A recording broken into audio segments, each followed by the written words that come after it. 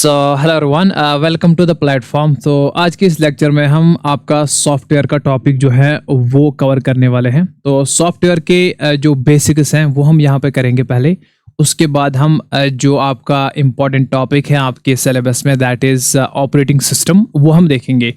तो ये जो सॉफ्टवेयर है, देखो, ऑपरेटिंग सिस्टम पढ़ने से पहले it is very important to understand the basic concept of software. क्यों? क्योंकि ऑपरेटिंग सिस्टम जो है ये एक सॉफ्टवेयर है। तो सबसे पहले हमें पता होना चाहिए ओएस, ऑपरेटिंग सिस्टम जो है, इसको शॉर्ट में ओएस भी बोलते हैं, ये होता क्या है। उससे पहले हमें जानना है सॉफ्टवेयर क्या होता है। सॉफ्टवेयर के जो डिफरेंट टाइप्स हैं उनके बारे में हमको पता होना चाहिए।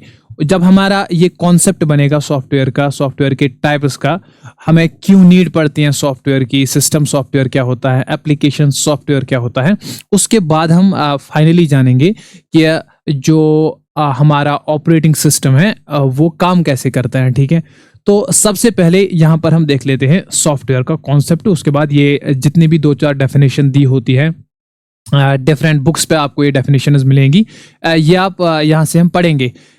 इन डेफिनेशंस तक आने से पहले हम पहले कॉन्सेप्ट बना लेते हैं। देखो, हमने, अगर आपको याद होगा, हमने अभी तक हार्डवेयर पूरा का पूरा कंप्लीट किया है। चैनल के प्लेलिस्ट पर आप जा सकते हो, वहाँ पर आप पूरा कंप्यूटर का हार्डवेयर वहाँ से पढ़ सकते हो। हमने पढ़ा जो कंप्यूटर होता है उसमें सारे काम करने के लिए एक डिवाइस होता है जिसको कहते हैं हम सीपीयू। ठीक है, ये सीपीयू जो काम करता है, काम करने के लिए इसको चाहिए होता है डेटा, और वो डेटा जो है उसको रखा जाता है हमारी रैम में, that is random access memory. ये रैंडम एक्सेस मेमोरी डेटा कहाँ से लाती है? ये रैंडम एक्सेस मेमोरी जो है ये कनेक्टेड होती है आपकी हार्ड डिस्क से, या जो एसएसडी आती है यहाँ से डेटा लेती है रैम। उसके अलावा हमने देखा था कि सीपीयू जो है ये एक और मेमोरी से जुड़ा हुआ होता है जिसको हम बोलते हैं रोम। इसमें क्या होता है, आपका बेसिकली जो सॉफ्टवेयर होता है जो आपके सीपीयू को, जो पूरे कंप्यूटर को स्टार्ट करता है, जिसका नाम है बायोस, वो इसी रोम में रहता है। ये चीज़ें हमने सारी डिटेल में डिस्कस की है इन लेंथ। तो उसके बाद हमारे पास हार्डवेयर में हमने पढ़ लिया इनपुट डिवाइसेस सारे के सारे, और अल्टीमेटली आउटपुट लेने के लिए हमने जो आउटपुट डिवाइसेस हमारे पास होते हैं, जैसे मॉनिटर हो गया, प्रिंटर हो गया, वो सारे के सारे हमने डिस्कस किए। तो ये सारी चीजें अभी तक जो हमने डिस्कस की कंप्यूटर में, ये है पूरा का पूरा हार्डवेयर। ठीक है, ये है पूरा का पूरा हमारे पास हार्डवेयर। हार्डवेयर क्या होता है? ऐसा पार्ट कंप्यूटर का जो बेसिकली जिसको आप टच कर सकते हो। ये तो टेक्निकल डेफिनेशन नहीं है, लेमन डेफिनेशन है, जिसको आप टच कर सकते हो। लेकिन डेफिनेशन ये है कि ये ओवरऑल जो फिजिकल कंपोनेंट्स होते हैं हमारे, जो इंजीनियर्स बनाते हैं, वो हार्डवेयर जो होता है, इसको आप ऐसे समझो। फॉर एग्जांपल, आप मान के चलो हमारे पास जो गॉड होता है, जैसे गॉड क्रिएट करता है एक ह्यूमन बीइंग को। ठीक है, गॉड एक ह्यूमन बीइंग को क्रिएट करता है। एक ह्यूमन बीइंग को क्रिएट करने के बाद आप देखो बॉडी पार्ट्स ऊपर वाले ने क्रिएट की। अब बॉडी पार्ट्स को क्रिएट करने के बाद जो है, इसमें कोई बॉडी पार्ट इंडिपेंडेंटली काम नहीं कर पाएगा जब तक कि उसमें एक और चीज जो है वो नहीं डाली जाती है, दैट इज योर सोल। अगर आप सोल में नहीं मानते हो, आत्मा में नहीं मानते हो, तो you can consider it mind, अगर आप एथिस्ट हो। ठीक है, तो जब तक एक माइंड, एक सोल जो है, एक रूह जो है इस ह्यूमन बॉडी में नहीं आएगी, तब तक सारे के सारे बॉडी पार्ट्स जो है वो बेकार है। फॉर एग्जाम्पल, आपकी आर्म्स हैं, आपके लेग्स हैं, आपके जो हेड हैं, जितने भी बॉडी पार्ट्स होते हैं, ये कोई काम नहीं कर पाएंगे जब तक कि इसमें सोल नहीं डाला जाएगा। ठीक है, अच्छा, सिमिलरली जैसे मान के चलो आपको आपको स्टेप उठाना है आपकी लेग से, आपको सिग्नल मिलेगी ब्रेन से पहले, इंस्ट्रक्शन ब्रेन से मिलेगी किसको? लेग को। क्या आपको चलना है, अब आपको खड़ा होना है, तो इंस्ट्रक्शन किससे मिलेगी? ब्रेन को। ठीक है, आपको खाना है तो इंस्ट्रक्शन मिलती है ब्रेन से। तो बेसिकली सारे बॉडी पार्ट्स को कंट्रोल यही फिर ब्रेन करता है, या जिसको आप सोल बोलो। तो अल्टीमेटली कॉन्सेप्ट ये है कि अगर इस सोल को इस बॉडी से निकाला जाएगा तो फिर पीछे बचेगा क्या हमारे पास? हमारे पास जो बचेगी वो आपके पास होगी एक डेड बॉडी, फिर जिसको आप कहाँ ले जाते हो वो आपको पता है। तो लेकिन यहाँ पे कॉन्सेप्ट पता है आपको क्या समझना है? वो ये है कि जैसे अभी तक हमने हार्डवेयर पढ़ा, हमने पढ़ा भाई, बहुत सारी मेहनत करके हमने सीपीयू सीखा, सीपीयू में डिफरेंट रजिस्टर्स हमने सीख लिए, हमने रैम सीख ली, हमने हार्ड डिस्क सीख ली, हमने रोम सीख ली, इनपुट डिवाइसेस सारे के सारे सीख लिए, आउटपुट डिवाइसेस सीख लिए, ये सारा हार्डवेयर पढ़ के इसका पूरा काम क्या है। अब हार्डवेयर में अगर हम इस हार्डवेयर को बना के छोड़ देंगे, फिर इसे कोई काम नहीं लेंगे, तो इस हार्डवेयर का क्या ही फायदा है फिर। ठीक है, ये आप समझ गए। तो अब हमें क्या करना है, हमें बेसिकली इस हार्डवेयर में अब कोई जान डालनी है। ठीक है, जैसे एक इंजीनियर ने, हमारे यहाँ पे कंप्यूटर तो बन गया, सारे पार्ट्स तो बन गए, अब इस कंप्यूटर से काम लेने के लिए इसमें तो जान डालनी है, इसमें तो ऐसी, क्योंकि हम ही ने इसको बनाया, अब हम ही कुछ इसमें डालेंगे कि इससे हम कुछ काम लेंगे।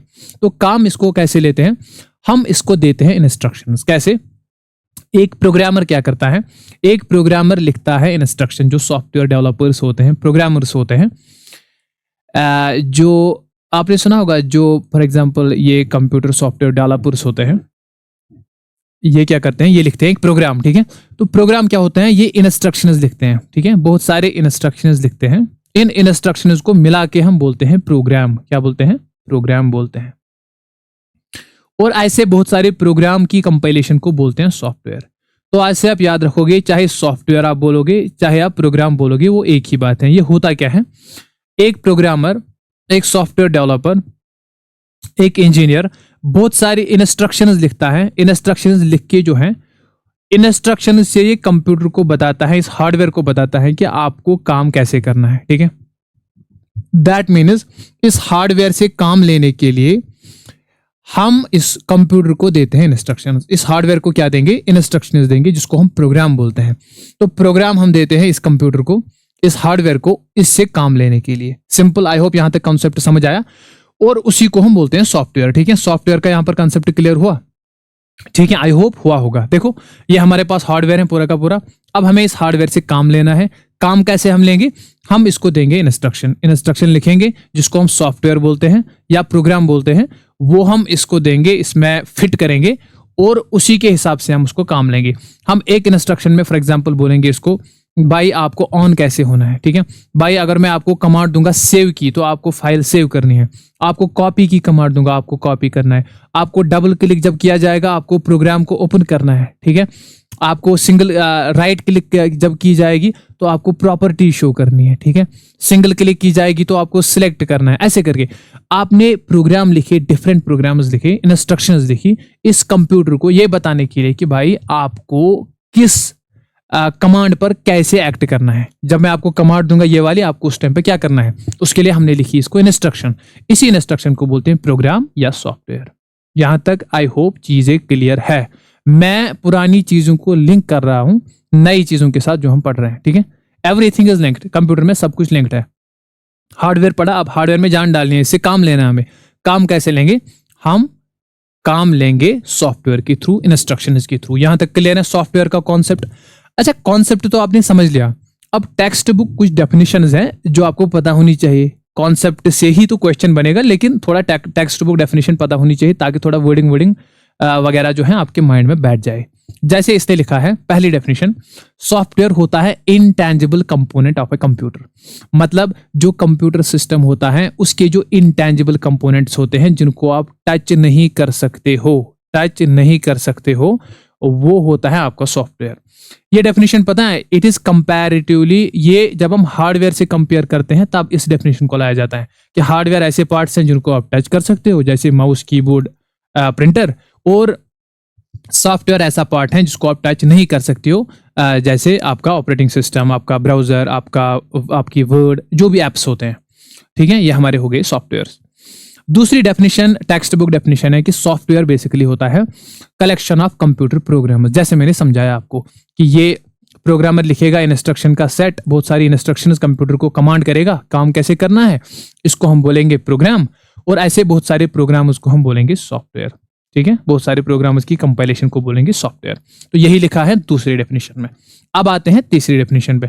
तीसरी डेफिनेशन में इसने लिखा है कि यही कि हार्डवेयर के कंपैरिजन में, क्योंकि हार्डवेयर होता है टैंजिबल, उसके कंपैरिजन में जो है इस हार्डवेयर को कंट्रोल करने के लिए, इसे काम लेने के लिए हम यूज करते हैं सॉफ्टवेयर। ठीक है, अच्छा, एक और डेफिनेशन है।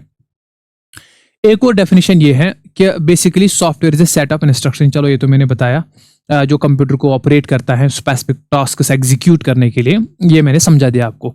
अच्छा, लास्ट वाली डेफिनेशन आपको टेक्स्ट बुक्स में मिलेगी, क्योंकि मैंने बहुत सारी बुक्स को रेफर किया है, तो जहां पर मुझे अच्छी डेफिनेशन मिली वो मैंने इस पर लगा दी।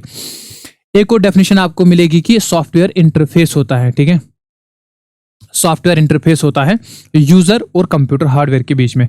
इसका क्या मतलब है? इसका मतलब कुछ ज्यादा नहीं है। मान लो ये आपका हार्डवेयर है, ठीक है, वही उसी पिक्चर पे जाएंगे, ये आपका पूरा हार्डवेयर है और ये आपको यहाँ पर यूजर जो इस हार्डवेयर को बेसिकली जिसको यूज करना है इस हार्डवेयर को।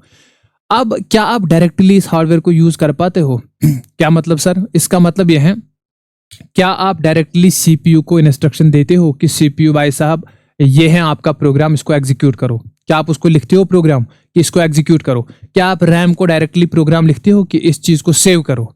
ठीक है, क्या आप हार्ड डिस्क में प्रोग्राम लिखते हो हर बार कि हार्ड डिस्क को बोलते हो मेरी मूवी को सेव करो? नहीं, आप क्या करते हो? आप बेसिकली कम्युनिकेट करते हो सॉफ्टवेयर के साथ। किसके साथ? सॉफ्टवेयर के साथ।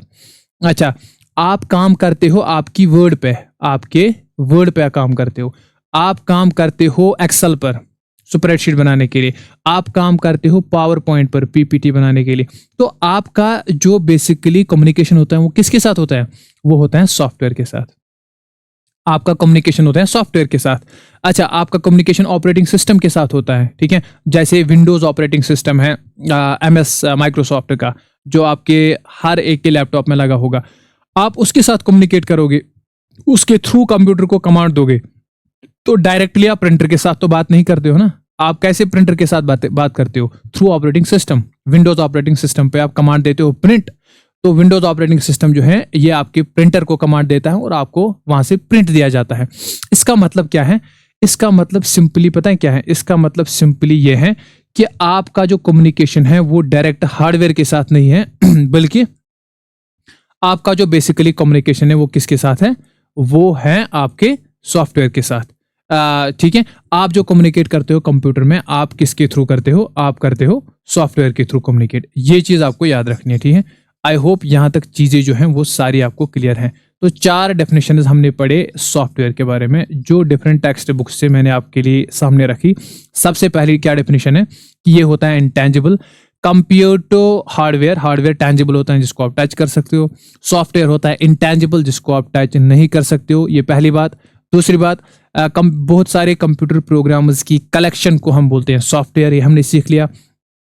तीसरी चीज, जो भी सिस्टम हम बिल्ड करते हैं और जो भी हार्डवेयर हम बिल्ड करते हैं वहां पर उस हार्डवेयर को चलाने के लिए यूज होता है सॉफ्टवेयर। फिर हमने बोला सेट ऑफ इंस्ट्रक्शंस, ऐसे भी आपको क्वेश्चन मिल सकता है, ये भी हमने आप देख लिया इसका क्या मतलब है। उसके बाद लास्ट में हमने देख लिया सॉफ्टवेयर इंटरफेस होता है, मतलब हम बात करते हैं सॉफ्टवेयर के थ्रू। हमारे पास एप्लीकेशंस होती है, हमारे पास वेब ब्राउजर होता है जिसके थ्रू हम बात करते हैं किसके साथ? हार्डवेयर के साथ। हम डायरेक्टली प्रिंटर के साथ बात नहीं करते हैं भाई, ऑपरेटिंग सिस्टम के साथ बात करेंगे हम। प्रिंटर बीच में हमारे ऑपरेटिंग सिस्टम होगा, उसको बोलेंगे भाई हमें प्रिंट चाहिए, फिर वो जाने और प्रिंटर जाने, ठीक है, वो फिर प्रिंटर को कमांड देगा भाई प्रिंट चाहिए। हम प्रिंटर के साथ डायरेक्टली बात नहीं करते हैं, ठीक है, हम बात करेंगे किसके साथ? ऑपरेटिंग सिस्टम के साथ, ठीक। दैट मीन्स हमारे और हार्डवेयर के बीच में जो होता है इंटरफेस, जो होता है बीच में मिडलमैन जो होता है, वही सॉफ्टवेयर होते हैं। यही 2 टाइप के सॉफ्टवेयर, सिस्टम सॉफ्टवेयर और एप्लीकेशन सॉफ्टवेयर। आई होप यहां तक सारी चीजें आपको क्लियर है। सॉफ्टवेयर का अगर आपका कॉन्सेप्ट आपके माइंड में बना हो थोड़ा भी बहुत, ठीक है, तो अभी काफी है, ठीक है। अब सॉफ्टवेयर के 2 टाइप्स होते हैं जो आपको दिमाग में बिठाने हैं। सबसे पहले होता है सिस्टम सॉफ्टवेयर, दूसरा होता है एप्लीकेशन सॉफ्टवेयर, ठीक। इन तक आने से पहले आप पहले समझो पूरा जो कंप्यूटर सॉफ्टवेयर है ये कैसे बेसिकली इसकी क्लासिफिकेशन होती है, ठीक है। यही से हम सारी चीजों को समझेंगे एक एक करके। हम कोई स्लाइड पर नहीं जाएंगे, मैं सारी चीजें आपको इसी पिक्चर के थ्रू समझाऊंगा, ठीक है। देखो, सबसे पहले हमने सॉफ्टवेयर का कॉन्सेप्ट समझा, एक एक करके चीजों को आगे बढ़ाएंगे। सॉफ्टवेयर के कॉन्सेप्ट को हमने समझा। क्या बोला मैंने कहा एक टिपिकल एग्जांपल से कि अगर आपको कंप्यूटर से काम लेना है, कंप्यूटर का हार्डवेयर जो अभी तक हमने पढ़ा कि मेमोरी होती है भाई साहब, सीपीयू होता है, हमारे पास जो इनपुट डिवाइसेस होते हैं, आउटपुट डिवाइसेस होते हैं, ये सारा है हार्डवेयर, ठीक है। अच्छा, ये तो इलेक्ट्रॉनिक कंपोनेंट्स हैं जो बिजली पर चलते हैं। अब इनसे अगर आपको काम लेना है तो आपको इन इंस्ट्रक्शंस देनी है इनको कि भाई मेरा ये काम है, इसको इस अंदाज से करो। अगर मैं ये बोलूंगा आप ऐसे करो, अगर मैं वो बोलूँगा आप ऐसे करो, तो ऐसे मैं लिखता हूँ इसमें इंस्ट्रक्शंस। वो जो मैं इंस्ट्रक्शंस इसको लिखता हूँ भाई ऐसे काम करो वैसे काम करो, इन ही इंस्ट्रक्शंस को मैं बोलता हूँ प्रोग्राम। तो ये प्रोग्राम जब बहुत सारे मिलते हैं उसी को मैं बोलता हूँ सॉफ्टवेयर। तो यहाँ पर आई होप सारे बच्चों को जो है कंसेप्ट अभी तक, सारे स्टूडेंट्स को, सारे बच्चों को नहीं बोलना चाहिए था, स्टूडेंट्स को, एस्पिरेंट्स को, भाइयों को और बहनों को क्लियर हुआ होगा यहाँ तक कॉन्सेप्ट। ओके, उसके बाद नेक्स्ट हमारे पास होता है नेक्स्ट हमारे पास होते हैं सॉफ्टवेयर के दो टाइप्स। ठीक है, अब हम बनाएंगे इसका कॉन्सेप्ट। एक तो सिस्टम सॉफ्टवेयर होता है, दूसरा होता है एप्लीकेशन सॉफ्टवेयर। देखो, इसका पहले कॉन्सेप्ट समझेगी, फिर हम वापस टेक्स्ट बुक डेफिनेशन या टेक्निकल डेफिनेशन पर आएंगे। देखिए, सिंपल सा कॉन्सेप्ट है। सबसे पहले मैंने बोला जो सॉफ्टवेयर की डेफिनेशन हमने समझी, फिर हमने बोला सॉफ्टवेयर के होते हैं दो सिंपल टाइप्स। जितने भी कंप्यूटर के, जितने भी दुनिया में सॉफ्टवेयर हैं वो इन्हीं दो कैटेगरीज में आएंगे, या तो वो सिस्टम सॉफ्टवेयर होगा या तो वो एप्लीकेशन सॉफ्टवेयर होगा। एप्लीकेशन सॉफ्टवेयर को आप शॉर्ट में क्या बोलते हो अपनी मोबाइल पर? एप्स। इन्हीं को आप एप्स बोलते हो। ठीक है, एप्लीकेशन सॉफ्टवेयर को आप बोलते हो ऐप। ठीक है, अच्छा, सिस्टम सॉफ्टवेयर और एप्लीकेशन सॉफ्टवेयर। अब यहां से देखो, सिस्टम सॉफ्टवेयर क्या होता है, एप्लीकेशन सॉफ्टवेयर क्या होता है, दोनों को समझेंगे। सिस्टम सॉफ्टवेयर आप याद रखना, नाम से ही पता चलता है जो सिस्टम के लिए डिजाइन किए गए हो। मतलब ऐसे सॉफ्टवेयर क्या होता है? Again, instructions. कंप्यूटर प्रोग्राम ने इंस्ट्रक्शन लिखी, इसको हम कहते हैं सॉफ्टवेयर। ऐसे सॉफ्टवेयर जो बेसिकली आपके सिस्टम के लिए बने हो। अच्छा, ये जो सॉफ्टवेयर की क्लासिफिकेशन होती है ना, आपको याद रखना है, ये होती है on the basis of purpose, कि सॉफ्टवेयर किसके लिए काम में लाया जाएगा, सॉफ्टवेयर का पर्पस क्या है, उसकी बेस पे होते हैं दो टाइप, सिस्टम और एप्लीकेशन। सिस्टम मतलब कंप्यूटर सिस्टम के लिए जो बनाए जाएंगे, कंप्यूटर सिस्टम के लिए जो सॉफ्टवेयर बनाए जाएंगे वो है सिस्टम सॉफ्टवेयर। और एप्लीकेशन सॉफ्टवेयर जो यूजर के लिए बनाए जाएंगे। जो किसके लिए बनाए जाएंगे? यूजर। मैंने क्या बोला? मैंने बोला सॉफ्टवेयर के दो टाइप्स होते हैं, एक है सिस्टम सॉफ्टवेयर और दूसरा होता है एप्लीकेशन सॉफ्टवेयर। सिस्टम सॉफ्टवेयर मैंने अभी तक क्या बोला? मैंने सिर्फ इतना ही बोला कि सिस्टम सॉफ्टवेयर वो होते हैं जो बनाया जाता है, जिनको डिजाइन किया जाता है कंप्यूटर के लिए। मतलब जो कंप्यूटर का हार्डवेयर है उसके लिए बनाया जाता है, किसको? System software. इसलिए इसको सिस्टम सॉफ्टवेयर के लिए बोलते हैं, ये सिस्टम के लिए बनते हैं, सिस्टम इनको यूज करता है खुद। और एप्लीकेशन सॉफ्टवेयर को कौन यूज करता है? यूजर। आप और मेरे जैसे जो यूजर होते हैं वो इनको यूज करते हैं। अच्छा, सिस्टम सॉफ्टवेयर में सबसे बड़ी एग्जांपल है, फॉर एग्जांपल आपका जो होता है ऑपरेटिंग सिस्टम। ठीक है, ऑपरेटिंग सिस्टम जो हमारा मेन टॉपिक रहेगा, ये ऑपरेटिंग सिस्टम सिस्टम सॉफ्टवेयर है। ये किस लिए बनता है? ये आपके सिस्टम को, आपके कंप्यूटर में जितनी भी चीजें हो रही है, प्रोसेस, जब कंप्यूटर काम कर रहा होता है उस टाइम पे जितनी भी चीजें हो रही हैं उन सारी चीजों को मैनेज ये करता है, इसको हम मैनेजर बोलते हैं। ठीक है, ये सारे कामों को, सारी चीज ऑपरेशंस को मैनेज करता है कि मेमोरी में कौन सा डेटा रखना है, कहाँ पे रखना है। ठीक है, आपके किस इनपुट डिवाइस में कौन सा डेटा जाएगा, रैम में कौन सा डेटा रहेगा, सीपीयू कौन सा प्रोसेस एग्जीक्यूट करेगा, कब एग्जीक्यूट करेगा, पहले नंबर पर क्या आएगा, दूसरे नंबर पर कौन सा एग्जीक्यूट होगा, सारी चीजों को मैनेज करता है ऑपरेटिंग सिस्टम। ठीक है अच्छा, इसलिए जो ऑपरेटिंग सिस्टम है ये क्या है? System software. मतलब ये सिस्टम के लिए बना है, सिस्टम को मैनेज करने के लिए बना है। ठीक है, यूजर के लिए तो नहीं बना है, सिस्टम को अंदर से मैनेज करता है। अच्छा, मतलब इनडायरेक्टली तो यूजर के लिए ही है, लेकिन डायरेक्टली सिस्टम के लिए बना है। अल्टीमेटली तो यूजर के काम ही आएगा, लेकिन डायरेक्टली अगर बात करेंगे तो सिस्टम को मैनेज करने के लिए यूज होता है, इसलिए इसको सिस्टम सॉफ्टवेयर कहते हैं। अच्छा, यूजर सॉफ्टवेयर जो एप्लीकेशन सॉफ्टवेयर होते हैं वो हमारे, आपके और मेरे जैसे यूजर के लिए बने जाते हैं। जैसे आप वर्ड यूज करते हो, MS वर्ड आप यूज करते हो। ठीक है आप एक्सेल यूज करते हो। ठीक है, आप यहाँ पर फॉर एग्जांपल आप यहाँ पर कोई डॉक्यूमेंट बनाते हो। ठीक, आप यहाँ पर कोई रिज्यूम बनाते हो, आप कुछ भी बनाते हो यहाँ पर, तो वो जो आप बनाते हो आप किसके साथ इंटरेक्ट करते हो? वर्ड के साथ, एप्लीकेशन सॉफ्टवेयर। आप एक्सेल यूज करते हो यहाँ पर स्प्रेडशीट के लिए, आप for example web browser use करते हो। ठीक है, वेब ब्राउजर यूज करते हो, या आपके मोबाइल पर आप Amazon की ऐप यूज करते हो, क्या है? एप्लीकेशन सॉफ्टवेयर है। आप फ्लिपकार्ट की ऐप यूज करते हो, इसी तरह आप जोमैटो की ऐप से जो है फूड ऑर्डर करते हो।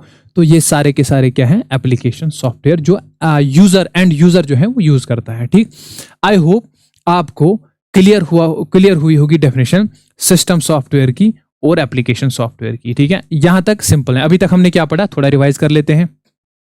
हमने पढ़ा सॉफ्टवेयर होता है basically set of instructions, instructions का सेट जो प्रोग्रामर लिखता है, बहुत सारे इंस्ट्रक्शंस कंप्यूटर हार्डवेयर के लिए, जिससे कि हम कंप्यूटर हार्डवेयर से काम लेते हैं। भाई आपको ये कमांड देंगे, आपको ये करना है, आपको प्रिंट देंगे, आपको प्रिंट निकालना है, आपको कंट्रोल पी दिया जाएगा, आपको प्रिंट निकालना है उस टाइम पे, ये कमांड दी जाती है। ठीक, अच्छा, फिर हमने ये तो हो गया इंस्ट्रक्शन का सेट, ये तो सॉफ्टवेयर हो गया।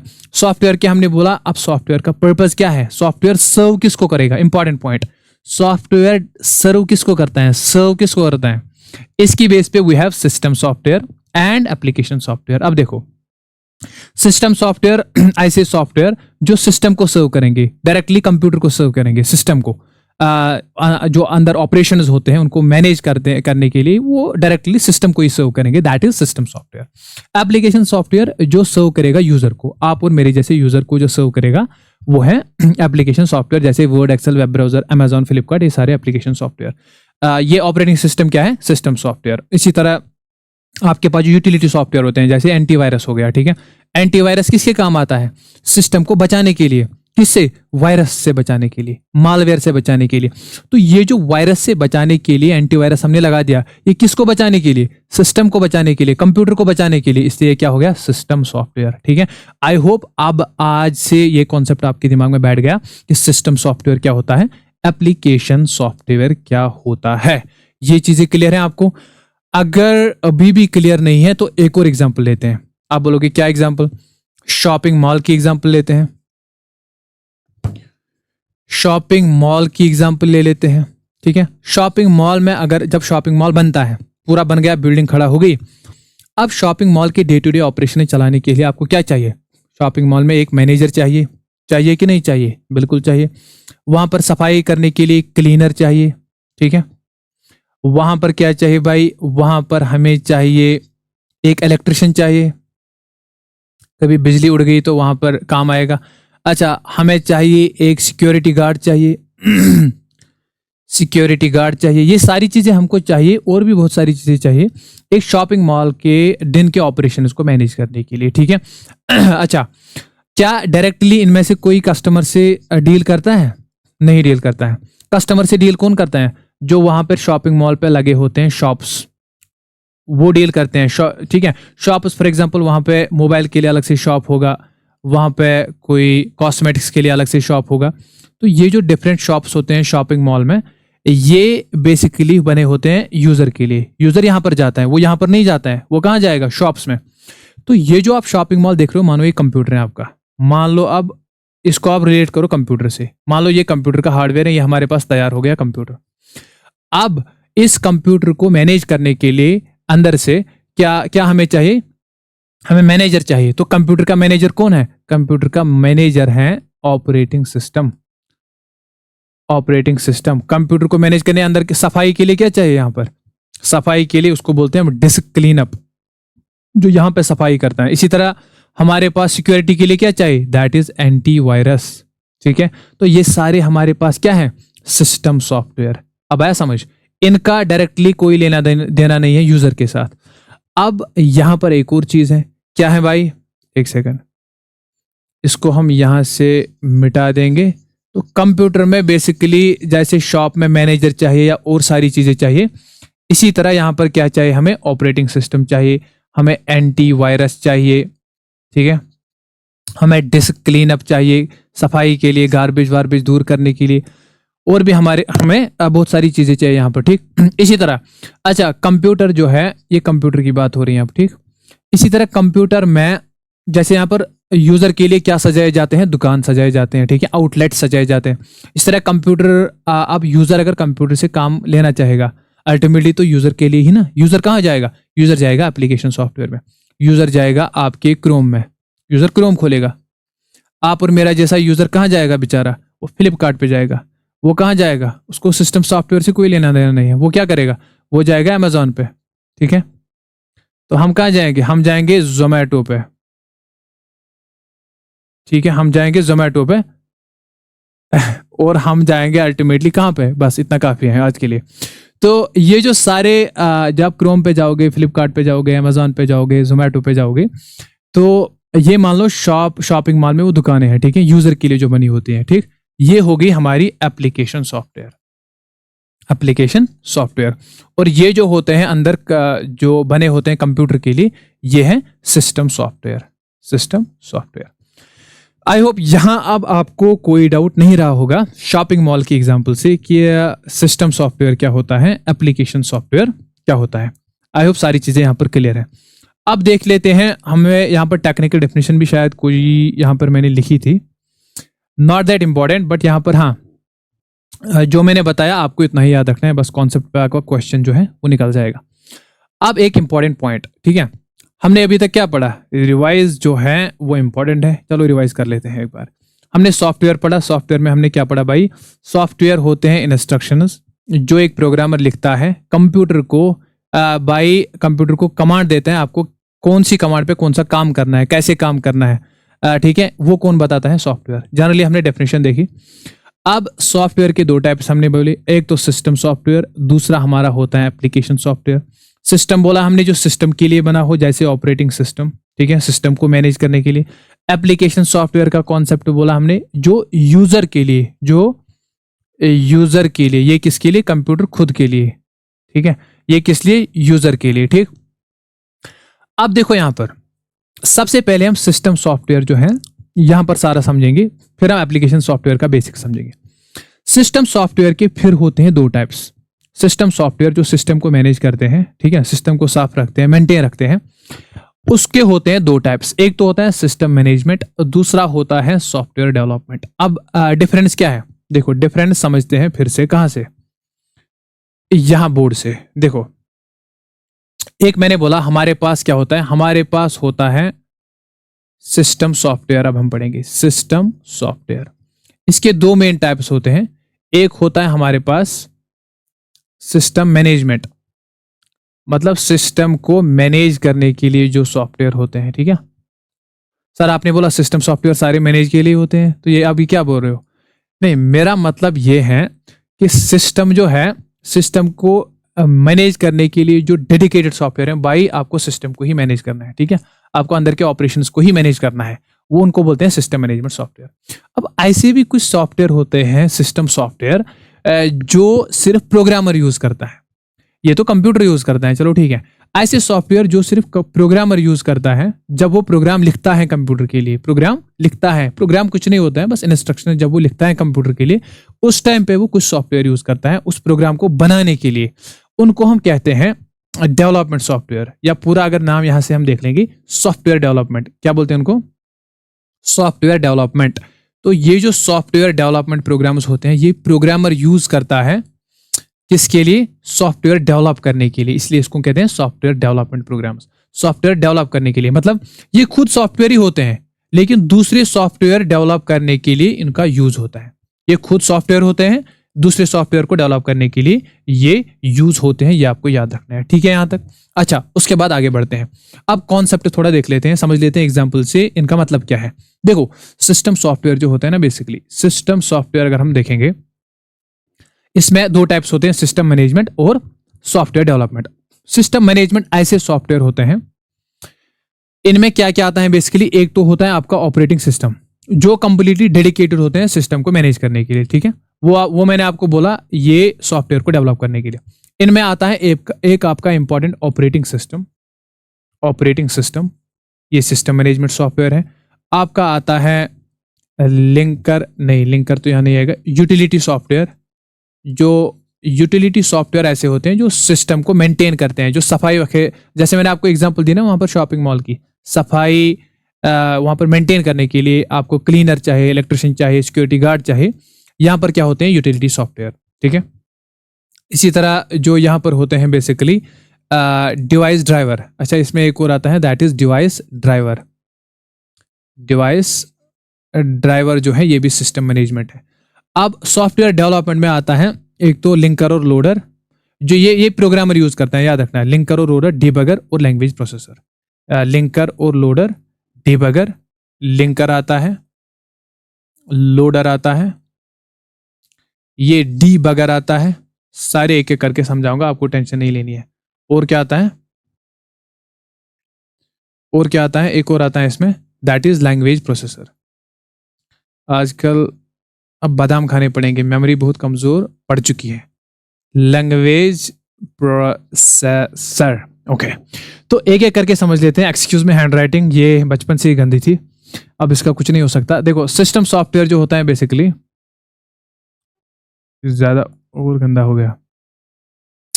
देखो सिस्टम सॉफ्टवेयर जो होते हैं, जो सिस्टम के लिए बने होते हैं, उसमें सबसे पहले होते हैं दो टाइप्स होते हैं, सिस्टम मैनेजमेंट, सॉफ्टवेयर डेवलपमेंट। सबसे पहला होता है सिस्टम मैनेजमेंट में ऑपरेटिंग सिस्टम। चलो ऑपरेटिंग सिस्टम के कॉन्सेप्ट को पहले समझेंगे, ठीक है। देखो एक एक करके चीजों को समझेंगे। अब मैं लेता हूं यहां पर नई स्लाइड, देखिए। ऑपरेटिंग सिस्टम जो होता है, ऑपरेटिंग सिस्टम चार काम ये बेसिकली आपके करता है। कितने काम? चार आपको चारों की चारों समझा दूं। सबसे पहले सबसे इंपॉर्टेंट काम ये करेगा, दैट इज प्रोसेस मैनेजमेंट। क्या करेगा? Process management. दूसरा काम ये क्या करेगा? File management. क्या करेगा? File management. तीसरा क्या करेगा? Memory management. मेमोरी करेगा ये बहुत कुछ, लेकिन ये दो जो है, ये चार जो है ये इंपॉर्टेंट है। चौथा क्या करेगा? ये इनपुट आउटपुट डिवाइसेस को कंट्रोल, या इनपुट आउटपुट डिवाइसेस जो है इनको भी मैनेज करेगा, इनकी मैनेजमेंट। ये है आपका ऑपरेटिंग सिस्टम। अगर आपने ये चार चीजें समझी, ऑपरेटिंग सिस्टम खत्म आपके लिए। अच्छा, चारों चीजों को समझना है। अब कहां से समझेंगे उसी टिपिकल डायग्राम से जो हम पहले दिन से जो बेसिकली सीखते आ रहे हैं। देखो चलो नई डायग्राम यहां पर बना लेते हैं। देखो हमने क्या बोला? हमने बोला हमारे पास सारे काम करने के लिए होता है सीपीयू। सीपीयू काम करने के लिए इसको डेटा चाहिए। कहां से लेगा बेचारा डेटा? रैम से ही लेगा। रैम तो खुद बेचारी टेम्पररी है, इसमें डेटा टिकता है क्या? नहीं टिकता है। तो कहां से लाएगी बेचारी? हार्ड डिस्क से या इससे?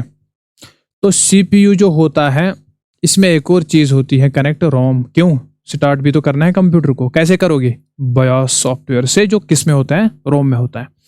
अच्छा चलिए, इंपॉर्टेंट चीज, अब ये ऑपरेटिंग सिस्टम का कॉन्सेप्ट हमें समझना है। चार चीजें। पहली चीज, प्रोसेस को मैनेज करता है। प्रोसेस को मैनेज करता है मतलब जो भी सीपीयू में काम होते हैं उनको हम कहते हैं, हर एक काम को कहते हैं हम प्रोसेस। हर एक काम को कहते हैं प्रोसेस। टेक्निकल जबान में आप ये समझो, सिंपल भाषा में। अच्छा, हर एक काम को कहते हैं प्रोसेस। यहां से इंस्ट्रक्शन आएगी, वो सीपीयू में एग्जीक्यूट होगी, मतलब उसको हम कहेंगे, हर एक इंस्ट्रक्शन को बोलेंगे प्रोसेस। अब देखो यहां पर बहुत सारी इंस्ट्रक्शंस एग्जीक्यूट होती है। जैसे एक आपने 4 टैब्स खोल के रखे हैं, ठीक है। आपने 4 टैब्स को, आपने वेब ब्राउजर भी खोल के रखा है, आपने आपके लैपटॉप पे जो है वर्ड भी खोल के रखा है, ठीक है। आपने विंडोज मीडिया प्लेयर या वीएलसी मीडिया प्लेयर पर आप मूवी भी देख रहे हो। तीनों चीजें आपने खोल के रखी है। तो तीनों प्रोसेस जो है वो अभी चल रही है कहां पर? सीपीयू में। सीपीयू में 3 चीजें चल रही हैं फॉर एग्जांपल, ठीक। तो इन 3 प्रोसेसेस को टाइम स्लॉट्स में डिवाइड करना कि भाई पहले तू इस टाइम स्लॉट में आएगी, तुझे ये टाइम मिलेगा, ठीक है, तुझे ये टाइम मिलेगा, तुझे ये टाइम मिलेगा। सारी प्रोसेसेस को एक टाइम दिया जाता है इसमें एग्जीक्यूट होने के लिए। तो एक टाइम तो सीपीयू सारे काम को एग्जीक्यूट तो नहीं करेगा ना, एक ही प्रोसेस को एग्जीक्यूट करेगा। तो इनको डिफरेंट टाइम स्लॉट्स दिए जाते हैं अपने अपने इनको एग्जीक्यूट होने के लिए। तो ये कौन करता है सारी चीजें? इन प्रोसेसेस को यहाँ मैनेज कौन करता है? सीपीयू में बहुत सारी प्रोसेस को ये करता है ऑपरेटिंग सिस्टम। सिंपल भाषा में इसको हम बोलते हैं प्रोसेस मैनेजमेंट। पहली चीज। दूसरी चीज आप याद रखोगे, मैंने क्या बोला था? फाइल, पहले मेमोरी मैनेजमेंट। चलो, मेमोरी को मैनेज करता है। क्या होता है भाई ये? अच्छा, मेमोरी मैनेजमेंट मतलब रैम मैनेजमेंट। रैम को मैनेज करता है। इसका क्या मतलब है? इसका सिंपली मतलब यह है, जब आप किसी भी काम को चलाओगे, वेब ब्राउजर को चलाओगे, वर्ड को चलाओगे, वीएलसी को चलाओगे, ये पहले कहां स्टोर होंगे? हार्डवेयर के टॉपिक्स में हमने समझ लिया, ये सारे स्टोर होंगे हार्ड डिस्क में। वेब ब्राउजर यहां पर पड़ा होगा, गूगल क्रोम आपका वर्ड यहां पर पड़ा होगा, आपका वीएलसी यहां पर पड़ा होगा। अब क्या होगा? जब आपने वेब ब्राउजर पर डबल क्लिक की, स्टार्ट किया, डबल क्लिक मतलब ये कहां जाएगा? रैम में जाएगा। रैम में जाकर सीपीयू इसको एग्जीक्यूट करेगा। अच्छा, रैम में तो अभी आपने इसको लाया, किसको? वेब ब्राउजर को। फिर आपने वर्ड पे डबल क्लिक की, वर्ड भी यहां पर आया। फिर आपने वीएलसी मीडिया पर डबल क्लिक की, आपने उसको भी यहां लाया। तो बहुत सारे एट अ टाइम यहां पर जो है अभी आपने सॉफ्टवेयर लाए, ठीक है, कहां पर, रैम में। तो अब यहां पर क्या होगा, रैम में तो मेमोरी लिमिटेड होती है। अब इन सॉफ्टवेयर को अब रैम में कहां रखा जाएगा, इसको कहां रखा जाएगा, इसको कहां प्लेस किया जाएगा, इसको कहां प्लेस किया जाएगा, ये सारा काम करता है आपका ऑपरेटिंग सिस्टम, ठीक है। आप बोलोगे सर इतना आप कहते हो operating system operating system operating system, ये ऑपरेटिंग सिस्टम खुद कहां होता है? अच्छा, ये मैंने आपको नहीं बोला, ये पहले आपको बताऊंगा। देखो, ऑपरेटिंग सिस्टम की कहानी सुनने के लिए पहले आपको जाना पड़ेगा यहां पर। रोम जो होती है, जब आप कंप्यूटर को स्विच ऑन करते हो, चलो बेसिक से स्टार्ट करते हैं। जब आप कंप्यूटर का स्विच ऑन करते हो, स्विच आपने ऑन किया, उस टाइम पे क्या होता है, रोम में होते हैं दो सॉफ्टवेयर जो बेसिकली आपके कंप्यूटर को ऑन करते हैं, ठीक है। एक होता है आपका बायोस, जो होता है ना बायोस, इसमें दो सॉफ्टवेयर होते हैं। एक होता है आपका post power on self test, दूसरा होता है बूट स्ट्रैप लोडर। ध्यान से समझना बात को, अगर पूरा कॉन्सेप्ट समझना है तो। ये पोस्ट क्या करता है, ये बेसिकली सारे हार्डवेयर को चेक करता है। सबसे पहले जब आप लैपटॉप का कंप्यूटर का स्विच ऑन करते हो, सबसे पहले ये पोस्ट जो होता है पावर ऑन सेल्फ टेस्ट, ये टेस्टिंग करता है भाई सीपीयू सही से है कि नहीं है, रैम हार्ड डिस्क सबकी इसने टेस्टिंग की, भाई हाँ सारे अच्छे से हार्डवेयर जो है अच्छे से काम कर रहे हैं, कोई किसी में दुख दर्द नहीं है, तो सारे अच्छे से काम कर रहे हैं, ठीक है। ये किसने चेक किया, ये चेक किया पोस्ट ने। उसके बाद आता है बीएसएल, दूसरा जो इसका मतलब है पोस्ट ऐसा पहला प्रोग्राम है जो रन होता है कंप्यूटर में। अगर कोई आपसे पूछेगा पहला प्रोग्राम कौन रन होता है, दैट इज पोस्ट। चलो छोड़ो ये बात, अभी ये मैंने बोल रखी है। उसके बाद क्या होता है, बीएसएल बूट स्ट्रैप लोडर। ये बूट स्ट्रैप लोडर जो होता है ये क्या करता है, आपका ऑपरेटिंग सिस्टम पड़ा रहता है यहां पर हार्ड डिस्क में, आपकी हार्ड डिस्क आपकी एसएसडी में पड़ा होगा, जो आपकी सेकेंडरी मेमोरी है उसमें पड़ा होगा ऑपरेटिंग सिस्टम, ठीक है। अब ऑपरेटिंग सबसे पहले क्या करना है, मुझे ऑपरेटिंग सिस्टम को चलाना है। जब तक ऑपरेटिंग सिस्टम, जैसे आपके लैपटॉप में आपके कंप्यूटर में विंडोज होती है, वो एक ऑपरेटिंग सिस्टम है, सबसे पहले उसको चलाना है। चलाने के लिए उसको रैम में लाना है, चलाना मतलब सीपीयू को ऑपरेटिंग सिस्टम को चलाना है। चलाने के लिए उसको कहाँ, वो तो हार्ड डिस्क से डायरेक्ट नहीं चलाएगा ना, चलाएगा कहाँ से, वो रैम से। तो उसको पहले रैम में लाना है ऑपरेटिंग सिस्टम को। कैसे लाएंगे, इसको लाएगा ये बूट स्ट्रैप लोडर। ये बूट स्ट्रैप लोडर काम क्या करता है, ये इस ऑपरेटिंग सिस्टम पर करता है डबल क्लिक। इस पर डबल क्लिक करके ये ऑपरेटिंग सिस्टम कहां जाएगा, ये जाएगा रैम में। अब ये तब तक रैम में रहेगा जब तक आपका कंप्यूटर ऑन रहेगा, तब तक ये रैम में ही रहेगा। क्यों, क्योंकि यही जो है बॉस सॉफ्टवेयर, बॉस तो यही है, सारे हार्डवेयर को जो मैनेज करता है वो यही ऑपरेटिंग सिस्टम ही तो है। जैसे अभी आपने सीखा सीपीयू को कौन मैनेज करता है, ऑपरेटिंग सिस्टम। अब रैम को कौन मैनेज करता है, जैसे अभी मैंने बोला मेमोरी मैनेजमेंट कौन संभालता है रैम को, ऑपरेटिंग सिस्टम। लेकिन सबसे पहले ऑपरेटिंग सिस्टम को खुद रैम में आना पड़ेगा, ताकि सीपीयू उसको चलाएगा, सीपीयू ने इसको चलाया। अब जो है ऑपरेटिंग सिस्टम को बोला जाता है भाई बूट स्ट्रैप लोडर, इसको बोलता है भाई साहब मैंने तो आपको रैम में लाया, अब सारा कंट्रोल आपके पास है, कंट्रोल ओवर टू यू। इसके पास कंट्रोल दिया जाता है। अब ऑपरेटिंग सिस्टम ही सारा जो है वो कंट्रोल संभालेगा, ठीक है। पूरा कंट्रोल अब ऑपरेटिंग सिस्टम के पास कंप्यूटर का हुआ। लेकिन खुद बेचारा जो है वो किसके खुद बेचारा जो है वो डिपेंडेंट है बीएसएल पर, बूट स्ट्रैप लोडर पर। ये इसको धक्का देते हैं रैम में, फिर ये कहता है भाई अब मैं बॉस हूं, अब मैं आ गया हूं रैम में, अब मैं सारी चीजें संभालूंगा, ठीक। अच्छा, ऑपरेटिंग सिस्टम क्या करते हैं, सबसे पहले ये तो मैंने आपको थोड़ा कॉन्सेप्ट बताया ऑपरेटिंग सिस्टम कहां पे होता है, ठीक है, ये ज्यादा टेक्निकल हो गया। अब देखो ऑपरेटिंग सिस्टम जो है, यहाँ पर वेब ब्राउजर भी है, यहाँ पर वर्ड भी है, वीएलसी भी, इनको कहां पे रखना है, इसको रैम में कहां पर जगह देनी है, इसको कहां पर जगह देनी है, ये सारा कौन करता है, ये करता है ऑपरेटिंग सिस्टम। दूसरी चीज, अच्छा अगर वेब ब्राउजर आपने क्लोज किया, आपने क्लोज आइकन प्रेस करके वेब ब्राउजर गूगल क्रोम को यहां से हटा दिया, बंद किया इसको, अब आपने उसको बंद किया, लेकिन रैम जो है अब उसको रैम में से तो हटाना है ना, क्योंकि अभी आपने ऑपरेशन इस पे बंद किया। अब इस प्रोग्राम को रैम से भी हटाना है, ये कौन हटाएगा यहां से, ये ऑपरेटिंग सिस्टम ही हटाएगा, ठीक है, ऑपरेटिंग सिस्टम ही हटाएगा। तो इसका मतलब है रैम जो है, रैम की मेमोरी जो है, इसको मैनेज कौन करता है, इसको सुपरवाइज कौन करता है, ऑपरेटिंग सिस्टम। इसको हम बोलते हैं मेमोरी मैनेजमेंट। प्रोसेस मैनेजमेंट हमने सीखी, मेमोरी मैनेजमेंट भी हमने सीखी। अब तीसरा हमारे पास होता है that is input output devices को मैनेज करना। ये भी कौन करते हैं, ऑपरेटिंग सिस्टम। कैसे, समझ लेते हैं चीजों को। देखो सबसे पहले हम यहां पर ये चीज मिटा, देखिए अच्छा अब हम सीखेंगे इनपुट आउटपुट डिवाइसेस को कैसे मैनेज करता है ऑपरेटिंग सिस्टम। कैसे मैनेज करता है, बहुत ही सिंपल है। देखो मान लो इनपुट डिवाइस है आपके पास कीबोर्ड, ठीक है, कीबोर्ड है आपके पास, आपने कीबोर्ड से प्रेस की कोई की ए। अब ये ए जो है आपने वर्ड खोल के रखा है, ठीक है, एमएस वर्ड, ये ए डायरेक्टली वर्ड में नहीं जाएगी।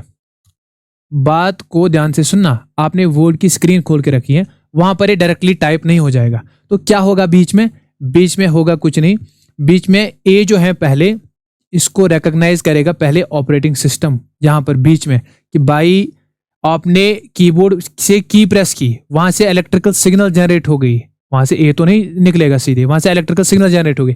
फिर ऑपरेटिंग सिस्टम ने यहां पर पहचाना कि भाई ये ए है, इस ए को ये भेजेगा फिर कहां पर? वर्ड में, तो ये डिस्प्ले होगा यहाँ पर। मतलब इसमें बीच में जो मैनेजर है उसके पास पहले जाएगा, ठीक है, इसकी इजाजत से फिर ये वर्ड में जाएगा। इसका मतलब क्या है? इसका मतलब है इस कीबोर्ड को भी मैनेज करता है, कंट्रोल कौन करता है? Operating system. सिमिलरली जब आप कमांड देते हो कंट्रोल पी, वर्ड में आपने कुछ लिखा, आपने अब कमांड दी कंट्रोल पी, आपने प्रिंट करना है अपने डॉक्यूमेंट को, तो ये कंट्रोल पी सीधे मॉनिटर को कमांड नहीं जाएगी, नहीं नहीं, इतनी आपकी औकात नहीं है, इतनी मेरी औकात नहीं है कि भाई आप मॉनिटर के साथ बात कर पाओगे, नहीं, आप बात करोगे ऑपरेटिंग सिस्टम से। ये आपका एमएस वर्ड जो है ये ऑपरेटिंग सिस्टम को बोलेगा भाई साहब इस यूजर को प्रिंट निकालना है, ऑपरेटिंग सिस्टम बोलेगा भाई साहब ठीक है, ये फिर जो आपके प्रिंटर का ड्राइवर होगा उसको बोलेगा भाई एक प्रिंट निकालो यहाँ पर, तो वो प्रिंट वहां से निकालेगा। इसका मतलब क्या है? इसका मतलब है यहाँ पर जो प्रिंटर है उसको भी कंट्रोल कौन करता है? ऑपरेटिंग सिस्टम, ठीक है, वो आपके कंट्रोल में नहीं है, ऑपरेटिंग सिस्टम के कंट्रोल में है। मतलब इनपुट आउटपुट डिवाइसेस को भी कंट्रोल करता है आपका ऑपरेटिंग सिस्टम। तो हो गई आपकी तीन चीजें। उसके बाद मैंने क्या बोला था? उसके बाद मैंने बोला था जो एक सेकंड, उसके बाद मैंने बोला था एक और काम करता है, वो क्या करता है? File management. अच्छा, फाइल मैनेजमेंट क्या होता है? फाइल मैनेजमेंट क्या होता है? फाइल मैनेजमेंट होता है बेसिकली, देखिए, अगर आप फॉर एग्जांपल आप वर्ड में हो, आपने वर्ड में कोई डॉक्यूमेंट सेव किया, आपने क्या प्रेस किया? F12, और आपने कंट्रोल S प्रेस किया, उस डॉक्यूमेंट को आपने सेव किया। सेव करके आप कैसे सेव करते हो? सेव तो आप नहीं करोगे ना मेमोरी में जाके, उसको मेमोरी में जाके डाल दोगे, ये हार्ड डिस्क का खांचा है यहाँ पर मैं उसको रखूंगा, ये तो आप हाथ से नहीं करोगे ना। आप क्या करते हो? आप सिर्फ वहां पे फोल्डर का नाम रखते हो। मैंने फोल्डर का नाम रखा, ये मैथ की फाइल है, इसको भाई सेव करो, ठीक। अब क्या होगा? ये जो फोल्डर का नाम आपने रखा इसको अब हार्ड डिस्क में सेव होना है, हार्ड डिस्क में उसको वर्ड से उसको हार्ड डिस्क में ले जाना, वहां पर पर्टिकुलर प्लेस पे उसको स्टोर करना, और जब आप इसकी नीड पड़ेगी आप उस पर डबल क्लिक करोगे खोलने के लिए, ये वापस रैम में जाएगी तो रिट्रीव हो जाएगी। तो ये सारी चीजें कौन करता है? आपके फोल्डर को कहाँ किस जगह पे रखना है, जैसे एक लाइब्रेरियन जो है बुक्स को मैनेज करके रखता है पूरे स्टैक्स में आपके लाइब्रेरी में, इसी तरह ऑपरेटिंग सिस्टम भी काम करता है कि पहले भाई इसको यहाँ मैं रखूंगा, दूसरी फाइल को यहाँ रखूंगा, ऐसे ऑपरेटिंग सिस्टम आपकी फाइल इसको मैनेज करता है, ऑर्गेनाइज करता है। इसको हम बोलते हैं फाइल मैनेजमेंट। क्या बोलते हैं? File management. तो ये भी काम होता है ऑपरेटिंग सिस्टम का। तो ये चार, इसके अलावा बहुत सारे काम है, लेकिन ये चार इंपॉर्टेंट काम है जो आपका ऑपरेटिंग सिस्टम करता है: process management, memory management, input output management, file management. यहां से आपका कॉन्सेप्ट खत्म होता है ऑपरेटिंग सिस्टम का। अब देखो इंपॉर्टेंट चीज, ऑपरेटिंग सिस्टम एक क्या है? सॉफ्टवेयर है, इसलिए मैंने अभी तक इतनी सारी बैकग्राउंड में चीजें आपको बताई। ये अल्टीमेटली एक सिस्टम सॉफ्टवेयर है। तो यहां पर आप देख सकते हो ऑपरेटिंग सिस्टम बॉस है, पूरे कंप्यूटर का बॉस है। यहां पर सारी सीपीयू को भी मैनेज करता है, रैम को भी मैनेज करता है, हार्ड डिस्क को भी मैनेज करता है, मतलब पूरे हार्डवेयर को ही मैनेज करता है ये, ठीक है। इसका मतलब क्या है? इसका मतलब इनपुट आउटपुट डिवाइसेस को भी मैनेज करता है। मतलब जो पूरे कंप्यूटर का आपका बॉस है, बॉस सॉफ्टवेयर है, वो है आपका ऑपरेटिंग सिस्टम। जैसे आपका है विंडोज, अब आप रिलेट कर पाओगे थोड़ा, आपका जैसे विंडोज 11 आ जा रहा है, ठीक है, विंडोज आप चला रहे हो मैक्सिमम, या जो मैक ऑपरेटिंग सिस्टम पे मैक ओएस, सॉरी एप्पल वाले मैक ओएस चलाते हैं, तो ये जो ऑपरेटिंग सिस्टम होते हैं ये सारे ही काम करते हैं, ठीक। प्रोसेस को मैनेज, मेमोरी को मैनेज, इनपुट आउटपुट डिवाइसेस को मैनेज, फाइल मैनेजमेंट को मैनेज। तो बेसिकली इसीलिए हम कहते हैं, इसीलिए इसको कहते हैं मैनेजर। क्या कहते हैं? मैनेजर, कंप्यूटर का मैनेजर, ठीक। तो आई होप आज से आपको दिमाग में बैठ गया होगा ऑपरेटिंग सिस्टम का कॉन्सेप्ट, ओके। अच्छा, अभी तक हमने क्या पढ़ा? थोड़ा करते हैं रिवाइज, ताकि आपका जो माइंड है, थोड़ा आपको नींद विदाई होगी, वो आप थोड़ा ताज़ा हो जाओगे। देखो अभी तक हमने क्या देखा? अभी तक हमने सिंपली देखा जो सॉफ्टवेयर होता है ये क्या होता है, आपके हार्डवेयर को इंस्ट्रक्शंस आप देते हो, एक प्रोग्रामर इंस्ट्रक्शंस दिखता है हार्डवेयर के लिए, भाई आपको ऐसे ऐसे काम करना है, उसको हम बोलते हैं सॉफ्टवेयर या प्रोग्राम। ठीक, इसके दो टाइप्स होते हैं, एक होता है आपका सिस्टम सॉफ्टवेयर, एक होता है आपका एप्लीकेशन सॉफ्टवेयर। सिस्टम सॉफ्टवेयर में हमने क्या बोला, हमने बोला भाई कुछ नहीं, सिंपल, ये पर्पज की बेस पे हमने बोला सिंपल, जो कंप्यूटर के लिए बने हो, जो डेडिकेटेड हो कंप्यूटर के लिए, सिस्टम के लिए बने हो, उसको कहते हैं सिस्टम सॉफ्टवेयर। एप्लीकेशन सॉफ्टवेयर जो यूजर के लिए, जो एंड यूजर के लिए बने हो, वो एप्लीकेशन सॉफ्टवेयर। फिर हमने बोला भाई इसकी बात हम बाद में करेंगे, इसको अभी आप रहने दो, हम बात करेंगे किसकी, हम बात करेंगे सिस्टम सॉफ्टवेयर की। अभी हमें इंटरेस्ट है इस चीज में। हमने बोला सिस्टम सॉफ्टवेयर जो होते हैं कंप्यूटर को मैनेज करने के लिए, वो दो टाइप के होते हैं। एक तो जो कंप्लीटली डेडिकेटेड होते हैं मैनेजमेंट के लिए, दैट इज सिस्टम मैनेजमेंट। दूसरे जो दूसरे सॉफ्टवेयर को डेवलप करने के लिए यूज होते हैं, दैट इज सॉफ्टवेयर डेवलपमेंट। अच्छा, फिर हमने बोला सिस्टम मैनेजमेंट वाले हम पहले पढ़ेंगे, इसको भी आप रहने दो, अभी ये भी अभी काम के हमारे नहीं है, हम आते हैं सिस्टम मैनेजमेंट वाले में।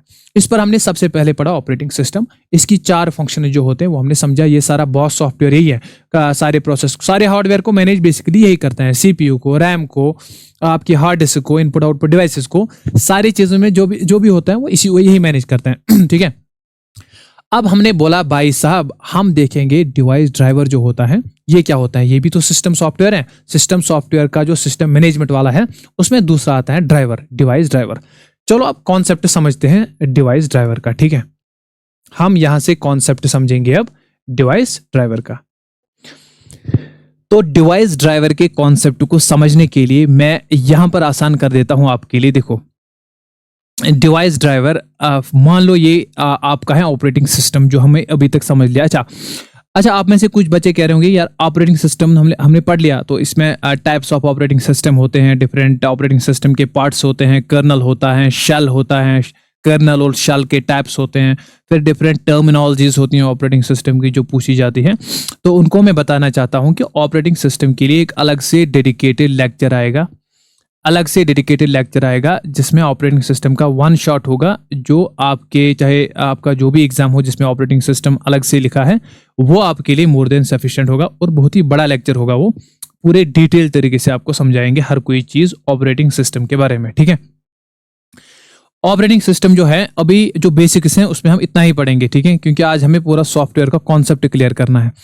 अब ऑपरेटिंग सिस्टम जो हमने पढ़ा, जो मैनेजर होता है, सारी चीजों को मैनेज करता है कंप्यूटर में, हार्डवेयर, पूरे हार्डवेयर को मैनेज करता है। ठीक है, अच्छा, ये जो ऑपरेटिंग सिस्टम होता है, जब इसको कम्युनिकेट करना होता है किसी हार्डवेयर के साथ, ठीक है, हमने बोला हार्डवेयर को मैनेज करता है। मान लो आपको इसको जो है ये हार्डवेयर है, मान लो हार्डवेयर में ये आपका प्रिंटर है। ठीक है, सिंपल भाषा में समझते हैं, ये आपका है प्रिंटर। अब आपके ऑपरेटिंग सिस्टम को कोई कमांड, आपने मान लो आप वर्ड पे काम कर रहे हो, आपने कोई डॉक्यूमेंट लिख लिया यहां पर, अब आप इसको देना चाहते हो प्रिंट, आप प्रिंट देना चाहते हो, आपने कंट्रोल P प्रेस किया, आपने प्रिंट की कमांड दी। अब क्या होगा, यहां से देखो क्या होगा, जैसे मैंने आपको समझाया, वर्ड में आपने कंट्रोल P जो है वो प्रेस किया, अब वर्ड डायरेक्टली प्रिंट तो नहीं दे पाएगा, ये डायरेक्टली प्रिंटर को कमांड नहीं दे पाएगा, बल्कि ये कहां जाएगा, ये जाएगा अपने पापा जी के पास, जो कौन है इसका, जो है ऑपरेटिंग सिस्टम।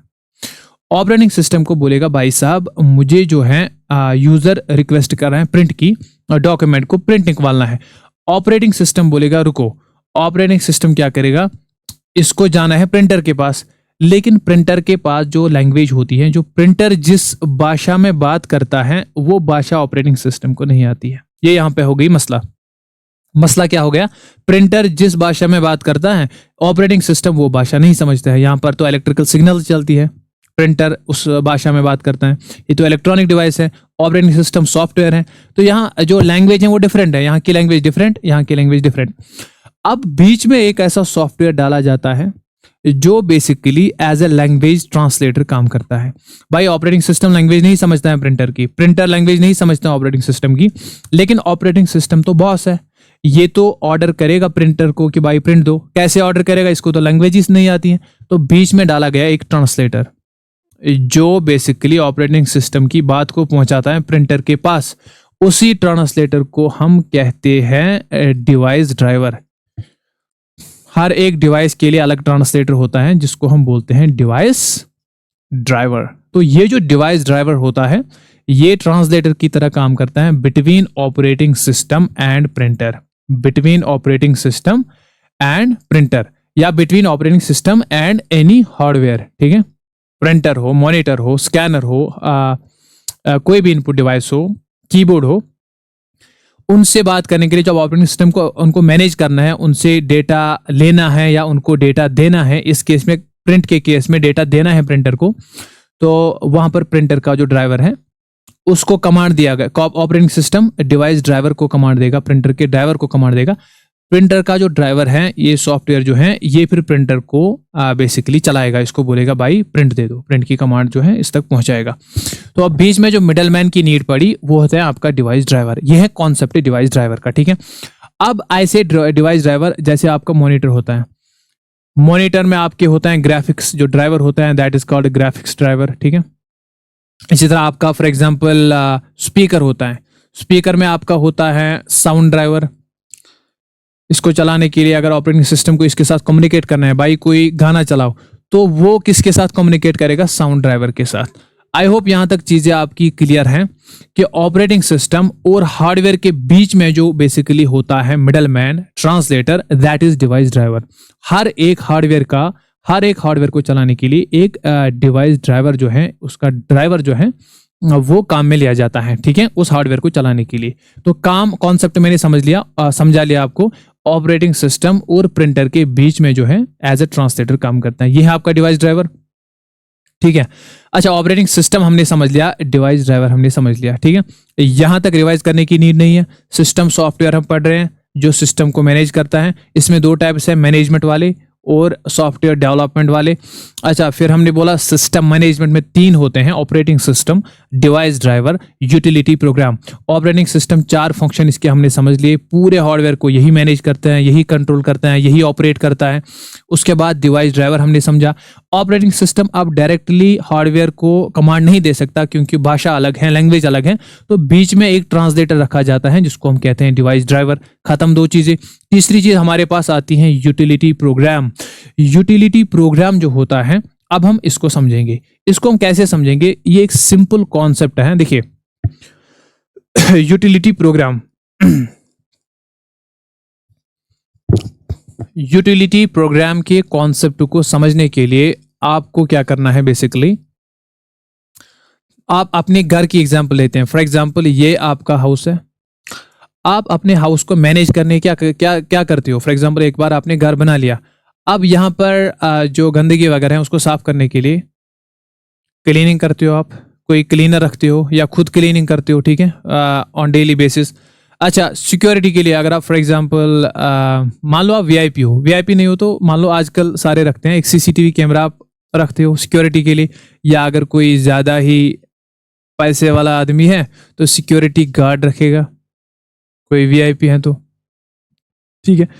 इसके अलावा आपने घर बना लिया, अब उसको मैनेज करने के लिए जो भी आप रखते हो, जैसे क्लीनिंग के लिए क्लीनर रखोगे कोई, या सीसीटीवी या सिक्योरिटी गार्ड रखोगे, तो कोई चीज़ आपको ख़राब हो जाएगी, फॉर एग्जांपल कोई इलेक्ट्रिशियन आप बुलाओगे, चलो इसको तो रखोगे नहीं, फॉर एग्जांपल इलेक्ट्रिशियन जो है वो आपका होगा, ठीक है। ये बेसिकली सारे जो हैं किसके लिए होते हैं? अपने हाउस को मैनेज करने के लिए, ताकि इस हाउस को हम इसकी हालत को हम मेंटेन कर पाए, उसी इसकी शेप को, इसकी कंडीशन को मेंटेन कर पाए हम। अब सेम कॉन्सेप्ट है यूटिलिटी प्रोग्राम का, ठीक है, सेम कॉन्सेप्ट है यूटिलिटी प्रोग्राम का।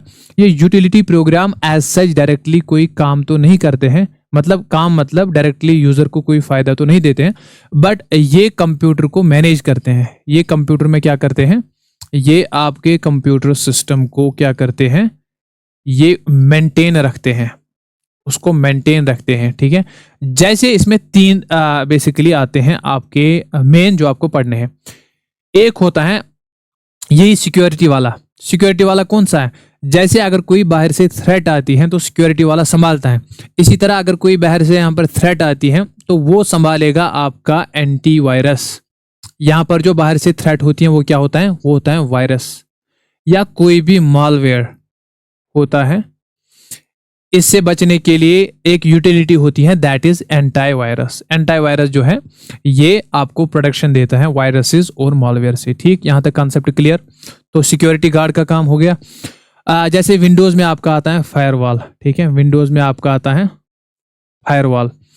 इसी तरह दूसरी चीज, जैसे फॉर एग्जांपल क्लीनिंग के लिए यहाँ पे आपने एक क्लीनर रखा या खुद आपने क्लीनिंग की, तो यहाँ पर होता है डिस्क क्लीनअप। डिस्क क्लीनअप ये क्या करता है, जो आपका हार्ड डिस्क होती है, हार्ड डिस्क जो होती है आपकी, इसमें बहुत सारे junk files over the period of time जमा हो जाते हैं।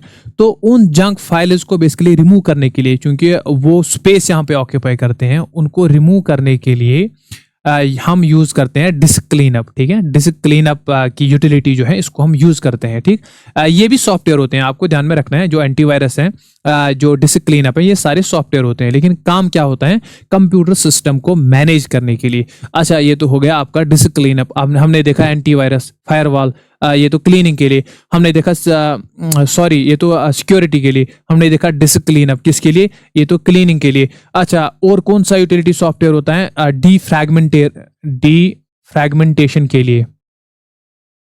ये पहले होता था, अब ये नहीं आता है। डीफ्रैगमेंटेशन में हम क्या करते हैं, बेसिकली जो हमारी मेमोरी होती थी पहले हार्ड डिस्क में, उसमें एक जो बहुत सारे फ्रैगमेंट्स बनते थे। एक कोई आपका डेटा है, उसके बहुत सारे फ्रैगमेंट्स बिखरे रहते थे आपके हार्ड डिस्क में। तो उनको डीफ्रैगमेंट करने के लिए, उनको सारे को कंपाइल करने के लिए ये डीफ्रैगमेंटर का यूज होते हैं, ताकि पूरा का पूरा सिस्टम यहाँ पे मेंटेन रहे, यहाँ पे ऑर्गेनाइज्ड रहे। ठीक है, ये बिखरे हुए यहाँ पे डिफरेंट डेटा जो है वो ना रहे, एक ऑर्गेनाइज्ड वे में रहे। तो इसको हम कहते थे डीफ्रैगमेंटर। ठीक है। अच्छा, और क्या होता है हमारे पास, और हमारे पास होता है फाइल मैनेजमेंट। ऐसे ही जैसे मैंने बोला, डिफरेंट फाइल्स बिखरी रहती हैं एक अपनी हार्ड डिस्क में, उनको ऑर्गेनाइज वे में रखना, जैसे एक लाइब्रेरियन रखता है, वैसे ही। तो ये होता है हमारे पास यूटिलिटी प्रोग्राम। ठीक है, यूटिलिटी प्रोग्राम में हम फाइल मैनेजमेंट करते हैं, डिस्क क्लीनअप के लिए वायरसेस, एंटीवायरसेस, फायरवॉल। इसी तरह जो है क्या बोलते हैं उसको, सॉरी, डिस्क क्लीनअप में जो होता है बेसिकली आपकी हार्ड डिस्क में जो जंक फाइल्स हैं उनको क्लीन किया जाता है। और वायरसेस में क्या होता है, वायरसेस में जो है यहाँ पर लिखना है एंटीवायरस। जो एंटीवायरस होते हैं ये एज ए सिक्योरिटी आपके वायरसेस वगैरह, मॉलवेयर्स वगैरह को रोकते हैं, जैसे फायरवॉल होते हैं आपकी विंडोज में। ठीक, तो यहां से आपका क्लियर हुआ ऑपरेटिंग सिस्टम, यहां से आपका क्लियर हुआ डिवाइस ड्राइवर्स, यहां से आपका क्लियर हुआ यूटिलिटी प्रोग्राम। ये सिस्टम मैनेजमेंट हुआ खत्म। अब हम आते हैं, ये तो हो गया खत्म। ठीक है, अब हम आते हैं नेक्स्ट पर। नेक्स्ट हमारा क्या है, नेक्स्ट हमारा बेसिकली जो कॉन्सेप्ट है वो हमें समझना है किस चीज का, यहां पे इस कैटेगरी का, सिस्टम सॉफ्टवेयर। अगेन हमने क्या बोला, सॉफ्टवेयर, ये इंस्ट्रक्शंस होते हैं। थोड़ा आपको अगर याद दिलाऊं, ये होते हैं आपके पास इंस्ट्रक्शंस जो कंप्यूटर प्रोग्रामर लिखता है कंप्यूटर के लिए, उससे काम लेने के लिए कि आपको कौन सी काम कब करना है, कैसे करना है, आपको वो बोलते हैं हम थ्रू सॉफ्टवेयर। सॉफ्टवेयर के दो टाइप्स होते हैं, सिस्टम और एप्लीकेशन। सिस्टम सॉफ्टवेयर में हमने बोला ऐसे सॉफ्टवेयर जो कंप्यूटर के लिए बने होते हैं, इसको मैनेज करने के लिए, और एप्लीकेशन सॉफ्टवेयर जो यूजर के लिए बने होते हैं। ठीक है, यहाँ की बात हमने अभी तक नहीं की, हमने बोला बस ये दो टाइप के होते हैं, जनरल पर्पस, स्पेसिफिक पर्पस, ये हम आगे डिस्कस करेंगे। उसके बाद सिस्टम सॉफ्टवेयर में हमने डिस्कस किया कि सिस्टम सॉफ्टवेयर जो होता है इसमें दो टाइप्स होते हैं, system management, software development. System management में operating system, device driver, utility program सारे हमने डिस्कस किए। अब हम डिस्कस करेंगे सॉफ्टवेयर डेवलपमेंट। सॉफ्टवेयर डेवलपमेंट मैंने आपको बताया, अगर आपको याद होगा, कि एक प्रोग्रामर जो है वो दूसरा प्रोग्राम लिखने के लिए इन टूल्स का यूज करता है। लिंकर और लोडर आता है, इसमें डीबगर आता है, लैंग्वेज प्रोसेसर आता है। तीनों के कॉन्सेप्ट को समझेंगे। सबसे पहले समझेंगे लिंकर और लोडर के कॉन्सेप्ट को। ठीक है, लिंकर और लोडर, यहां पर मैं लिखता हूं लिंकर और लोडर। पहले हम डिस्कस करेंगे आपके लिंकर को। ठीक है, लिंकर क्या करता है, आपका सॉफ्टवेयर प्रोग्रामर, जो सॉफ्टवेयर डेवलपर होता है, जो प्रोग्राम लिखता है, वो जब प्रोग्राम लिखता है इसमें डिफरेंट इंस्ट्रक्शंस वो लिखता है। ठीक है, फॉर एग्जांपल उसने कोई प्रोग्राम लिखा जिसमें बहुत सारे फीचर्स हैं। ठीक है, कोई ऐप उसको बनानी है, उसमें सेव के फीचर्स रखने हैं। जैसे MS वर्ड में क्या होते हैं, सेव के फंक्शंस होते हैं, कॉपी के फंक्शंस होते हैं, डिफरेंट फंक्शंस होते हैं, उसके लिए डिफरेंट इंस्ट्रक्शन उसको लिखनी है। जैसे उसने सेव के लिए इंस्ट्रक्शंस लिखी, ठीक है, उसने लिखी इंस्ट्रक्शंस कॉपी के लिए, उसने कुछ इंस्ट्रक्शंस लिखी है आपकी फाइल जो है प्रिंट के लिए, उसने कुछ इंस्ट्रक्शन ली। इसी तरह बहुत सारे इंस्ट्रक्शन जो हैं उसने लिखी, डिपेंड कि वो कौन सा सॉफ्टवेयर बना रहा है। फॉर एग्जांपल वो वर्ड बना रहा है तो उसने सेव के लिए इंस्ट्रक्शन लिखी, कॉपी के लिए, प्रिंट के लिए। ये सारी इंस्ट्रक्शन जो इसने लिखी है, अब इनको आपस में लिंक करके एक कंपाइलर प्रोग्राम बनाना। सेव फीचर्स के लिए इंस्ट्रक्शन लिखी उसने, कॉपी फीचर के लिए इंस्ट्रक्शन लिखी, प्रिंट के लिए इंस्ट्रक्शन लिखी। अब इनको कंपाइल करके, इनको आपस में लिंक करके कंपाइल्ड फॉर्म में एक पूरा होल प्रोग्राम जो है वो तैयार करने का काम जो है वो किसका है? वो है आपके लिंकर का। इन सारे फीचर्स, जैसे सेव फीचर के लिए इंस्ट्रक्शंस, कॉपी फीचर के लिए इंस्ट्रक्शंस, डिफरेंट जो उस सॉफ्टवेयर में फंक्शंस हैं उसके लिए इंस्ट्रक्शंस लिखता है प्रोग्रामर। उन सारे फीचर्स के लिए जो इंस्ट्रक्शंस लिखी गई हैं उनको आपस में लिंक करना, उनको आपस में जोड़ के एक कंपाइल्ड प्रोग्राम लिखना, वो कौन काम करता है? वो काम करता है आपका लिंकर। आई होप यहां तक चीजें जो है वो क्लियर है। दैट मीन्स लिंकर का यूज कौन करता है? शाबाश, लिंकर का यूज करता है यूजर नहीं, लिंकर का यूज करता है प्रोग्रामर। जब वो प्रोग्राम लिखता है उस टाइम पे लिंकर का यूज होता है। सारे छोटे छोटे प्रोग्राम उसको लिंक करने के काम में आता है लिंकर। ठीक, अच्छा, उसके बाद नेक्स्ट जो कॉन्सेप्ट है दैट इज लोडर। नेक्स्ट किसका कॉन्सेप्ट है? नेक्स्ट हम देखेंगे लोडर जो है इसको हम कैसे यूज करते हैं। ठीक, अच्छा देखो, लोडर जो बेसिकली होता है, लोडर कब काम में हम लाते हैं, इसके लिए हमें वापस आना पड़ेगा उसी प्रीवियस पिक्चर पे जो हम पहले लेक्चर से सीखते आ रहे हैं। ये हमारा सीपीयू, क्योंकि पूरा अगर कंप्यूटर आपको सीखना है इसी पिक्चर से आप पूरा कंप्यूटर जो है वो सीख सकते हो। ये हमारी रैम जहां डेटा होता है, ये हमारी हार्ड डिस्क। अच्छा, मैंने आपको बोला सारी चीजें असल में परमानेंटली स्टोर कहां पे होती हैं? सारी चीजें परमानेंटली स्टोर होती हैं हार्ड डिस्क में। रैम तो टेम्परेरी मेमोरी है, वोलाटाइल मेमोरी है, सारी चीजें हार्ड डिस्क में स्टोर होती हैं। अब इस हार्ड डिस्क से सबसे पहले अगर किसी भी प्रोग्राम को एग्जीक्यूट होना है, इसको कहां पे लाना है? सबसे पहले उसको लाना है रैम में, क्योंकि सीपीयू सिर्फ डेटा लेगा रैम से। सारे काम सीपीयू करता है, सीपीयू को डेटा चाहिए, डेटा लेगा ये रैम से, तो ये सिर्फ रैम से ही डेटा लेगा, इसी को एक्सेस करेगा। कोई भी प्रोग्राम जो है हार्ड डिस्क में है, अगर हम इसको चलाना है, जैसे यहां पर कोई मूवी पड़ी है, उस मूवी को चलाना है, उसको पहले लाना पड़ेगा रैम में। तो ये जो रैम में लाने का काम है इसको हम बोलते हैं लोड करना। तो ये काम कौन करता है? लोडर करता है। एक सॉफ्टवेयर इसके लिए होता है लोडर। अच्छा, आपको याद रखना है कि लोडर कोई अलग से सॉफ्टवेयर नहीं होता है, बल्कि ये ऑपरेटिंग सिस्टम का ही एक पार्ट होता है। ऑपरेटिंग सिस्टम जो सॉफ्टवेयर होता है उसका एक पार्ट होता है, मान लो उसका एक वर्कर होता है ये लोडर। ठीक है, ये लोडर क्या करता है? ये ऑपरेटिंग सिस्टम लोडर को कमांड देता है कि भाई जब आप, फॉर एग्जांपल, जब आप गूगल क्रोम पर डबल क्लिक करते हो, ठीक है, आपका क्रोम है, आपने उस पर डबल क्लिक किया, क्रोम कहां पे है? क्रोम है यहाँ पर हार्ड डिस्क में, आपने डबल क्लिक की क्रोम पे, तो ऑपरेटिंग सिस्टम लोडर को इंस्ट्रक्ट करता है भाई क्रोम पर डबल क्लिक हो चुकी है, इसको आप रैम में लाओ। इसको रैम में लोडर जो है ये इसको रैम में जो है आपके क्रोम ब्राउजर को लाता है, यहां से फिर सीपीयू इसको चलाएगा। लेकिन ये जो रैम में लाने का काम करता है ये लोडर ने किया। तो लोडर जो है ये बेसिकली क्या करता है? हार्ड डिस्क से चीजों को लाके कहां पे लाता है? आपकी रैम में लाता है। ये हो गया लोडर का काम। ठीक है, दो कॉन्सेप्ट हो गए, लिंकर और लोडर। मैंने क्या बोला? आई रिपीट, मैंने बोला जो लिंकर होता है, बेसिकली जो लिंकर होता है, लिंकर क्या काम करता है? जो प्रोग्रामर प्रोग्राम लिखता है उसमें डिफरेंट टाइप्स ऑफ इंस्ट्रक्शंस होते हैं, छोटे छोटे प्रोग्राम होते हैं इसमें। सेव के लिए अलग, कॉपी के लिए अलग, पेस्ट के लिए मैंने आपको एग्जांपल दी थी। उन सबको छोटे छोटे प्रोग्राम उसको जोड़ता है, लिंक करता है, एक कंप्लीट प्रोग्राम तैयार करता है। कौन? लिंकर। लेकिन ये कब होता है? ये होता है जब प्रोग्राम लिखता है प्रोग्रामर, उस टाइम पे होती है ये चीजें, एक कंप्लीट प्रोग्राम तैयार हो जाता है। अच्छा, उसके बाद आपको याद रखना है ये जो लोडर होता है इसका मैंने क्या बोला? हार्ड डिस्क से किसी भी प्रोग्राम को हार्ड डिस्क से रैम में लाना है ताकि सीपीयू इसको इस पर काम करे, इसको चलाएगा। ये काम कौन करता है? आपका लोडर करता है। किसकी परमिशन से करता है? किसकी इंस्ट्रक्शन से करता है? ऑपरेटिंग सिस्टम जो है इसकी परमिशन से करता है, ठीक है, इसके ऑर्डर पे करता है। तो यह है concept of linker end loader. Linker सारे छोटे छोटे प्रोग्राम उसको लिंक करता है, आपस में जोड़कर कंपाइल्ड प्रोग्राम तैयार करता है।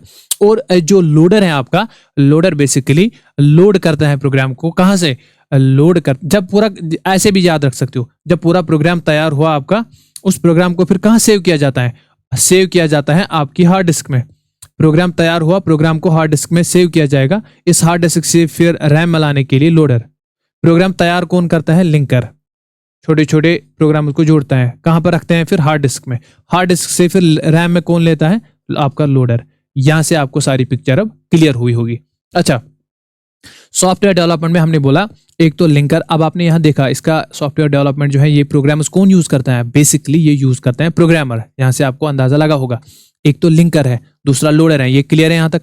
अच्छा, अब हमें पढ़ेंगे इसमें बेसिकली नेक्स्ट वाला, दैट इज डीबगर। ठीक है, अब डीबगर का कॉन्सेप्ट समझ लेते हैं। देखो यहां पर जो डीबगर होता है, अगर आप इस नाम को थोड़ा एनालाइज करोगे, ये होता है bug. Debugger, bug means error. जो भी प्रोग्राम में एरर होता है उसको बोलते हैं बग। जैसे एक प्रोग्रामर ने प्रोग्राम लिखा, बहुत सारी इंस्ट्रक्शंस लिखी, जिसको हम कहते हैं प्रोग्राम। ठीक है, इंस्ट्रक्शन लिखी कंप्यूटर के लिए, भाई आपको कैसे काम करना है। ठीक, अच्छा, ये इंस्ट्रक्शन इनको क्या कहते हैं? प्रोग्राम। अब चूंकि ह्यूमन एरर्स होते हैं, अब आइडियल तो नहीं है, मतलब कोई प्रोग्रामर जो है ऐसा नहीं है कि उससे गलती ही नहीं होगी। उससे प्रोग्राम लिखने में उससे गलतियां होती है। उन गलतियों को एनालाइज करके उनको यहाँ से निकालना, उनको रिमूव करना, उनको ठीक करना, ये किसका काम होता है? ये डीबगर का काम होता है। ठीक है, क्या मतलब? बग मीन्स गलती, बग मीन्स एरर जो होता है प्रोग्राम में, उसको कहते हैं बग। डीबगर मीन्स जो इस बग को करेगा रिमूव, उसको बोलते हैं डीबगर। सिंपल। ये उसने इंस्ट्रक्शन लिखी, फॉर एग्जांपल यहाँ उसने कोई गलती की, अब प्रोग्राम चला ही नहीं आगे।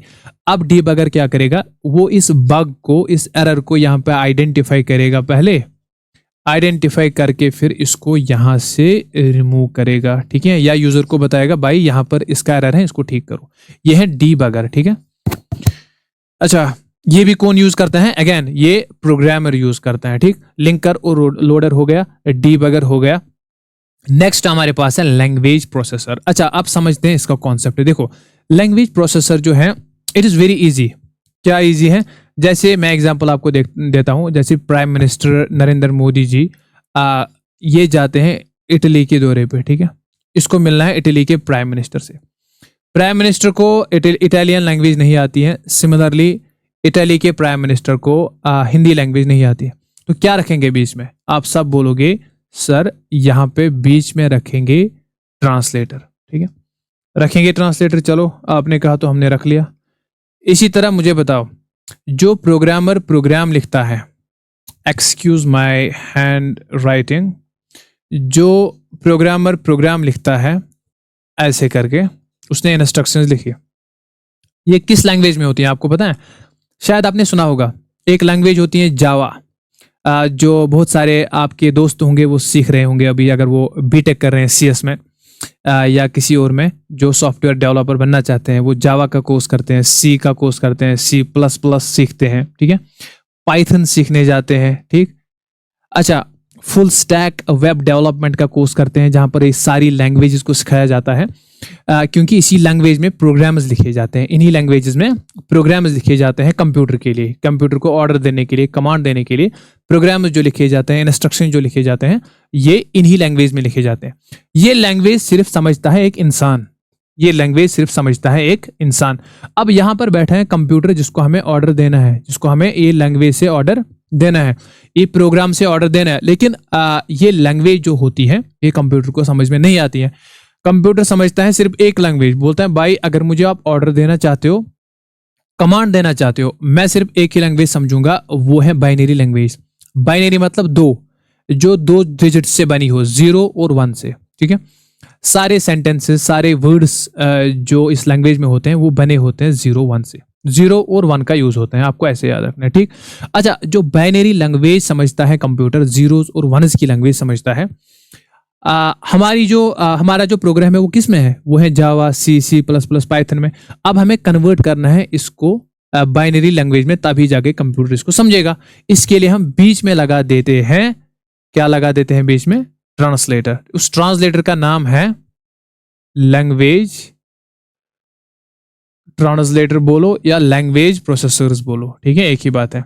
जो आपकी लैंग्वेज को प्रोसेस करता है, ट्रांसलेट कर रहा है, इस जावा में लिखे हुए प्रोग्राम को कन्वर्ट करेगा जीरोज और वनज में, ठीक है, जीरोज और वनज में, और सेंड करेगा कंप्यूटर में। इसी तरह जो भी यहाँ पे लैंग्वेज होगी उस लैंग्वेज में लिखा हुआ प्रोग्राम जो है उसको कन्वर्ट किया जाएगा जीरोज और वनज में, बाइनरी लैंग्वेज में। वो जो लैंग्वेज है वो कंप्यूटर फिर अंडरस्टैंड करेगा। ये कॉन्सेप्ट है लैंग्वेज प्रोसेसर्स का। अब यहाँ पे इंपॉर्टेंट चीज क्या है, इंपॉर्टेंट चीज ये है कि ये जो लैंग्वेज ट्रांसलेटर्स होते हैं ये 3 होते हैं जो आपको एग्जाम में पूछेगा। सबसे पहले आपको एग्जाम में पूछेगा जो सबसे इंपॉर्टेंट है, दैट इज आपका कंपाइलर, ठीक है। आपका कंपाइलर जो है, ये देखो, ये जो 3 ट्रांसलेटर्स हैं, एक है कंपाइलर, दूसरा है आपका इंटरप्रेटर, तीसरा होता है आपका असेंबलर। ये डिफरेंट पता है क्यों है? ये डिफरेंट है काम करने के तरीके से। इनका काम करने का तरीका डिफरेंट है, काम तो ये सेम करते हैं। इन लैंग्वेजेस में लिखे हुए प्रोग्राम को कन्वर्ट करेंगे बाइनरी में, ठीक है, इसको हम बोलते हैं बाइनरी लैंग्वेज, जीरोज एंड वनज में जो कंप्यूटर समझता है। काम तो यही करेंगे लेकिन काम करने के तरीके डिफरेंट है। काम करने के तरीके क्या डिफरेंट है? कंपाइलर करेगा ये सारा प्रोग्राम है, इसको एक साथ कन्वर्ट करेगा, पूरा इसको एक साथ लेगा, इस सारे प्रोग्राम को इसको एक साथ निगल के फिर उसको अंदर लेगा और ट्रांसलेट करेगा। किस में ट्रांसलेट करेगा? इसको आपकी जो लैंग्वेज है कंप्यूटर की लैंग्वेज, दैट इज बाइनरी।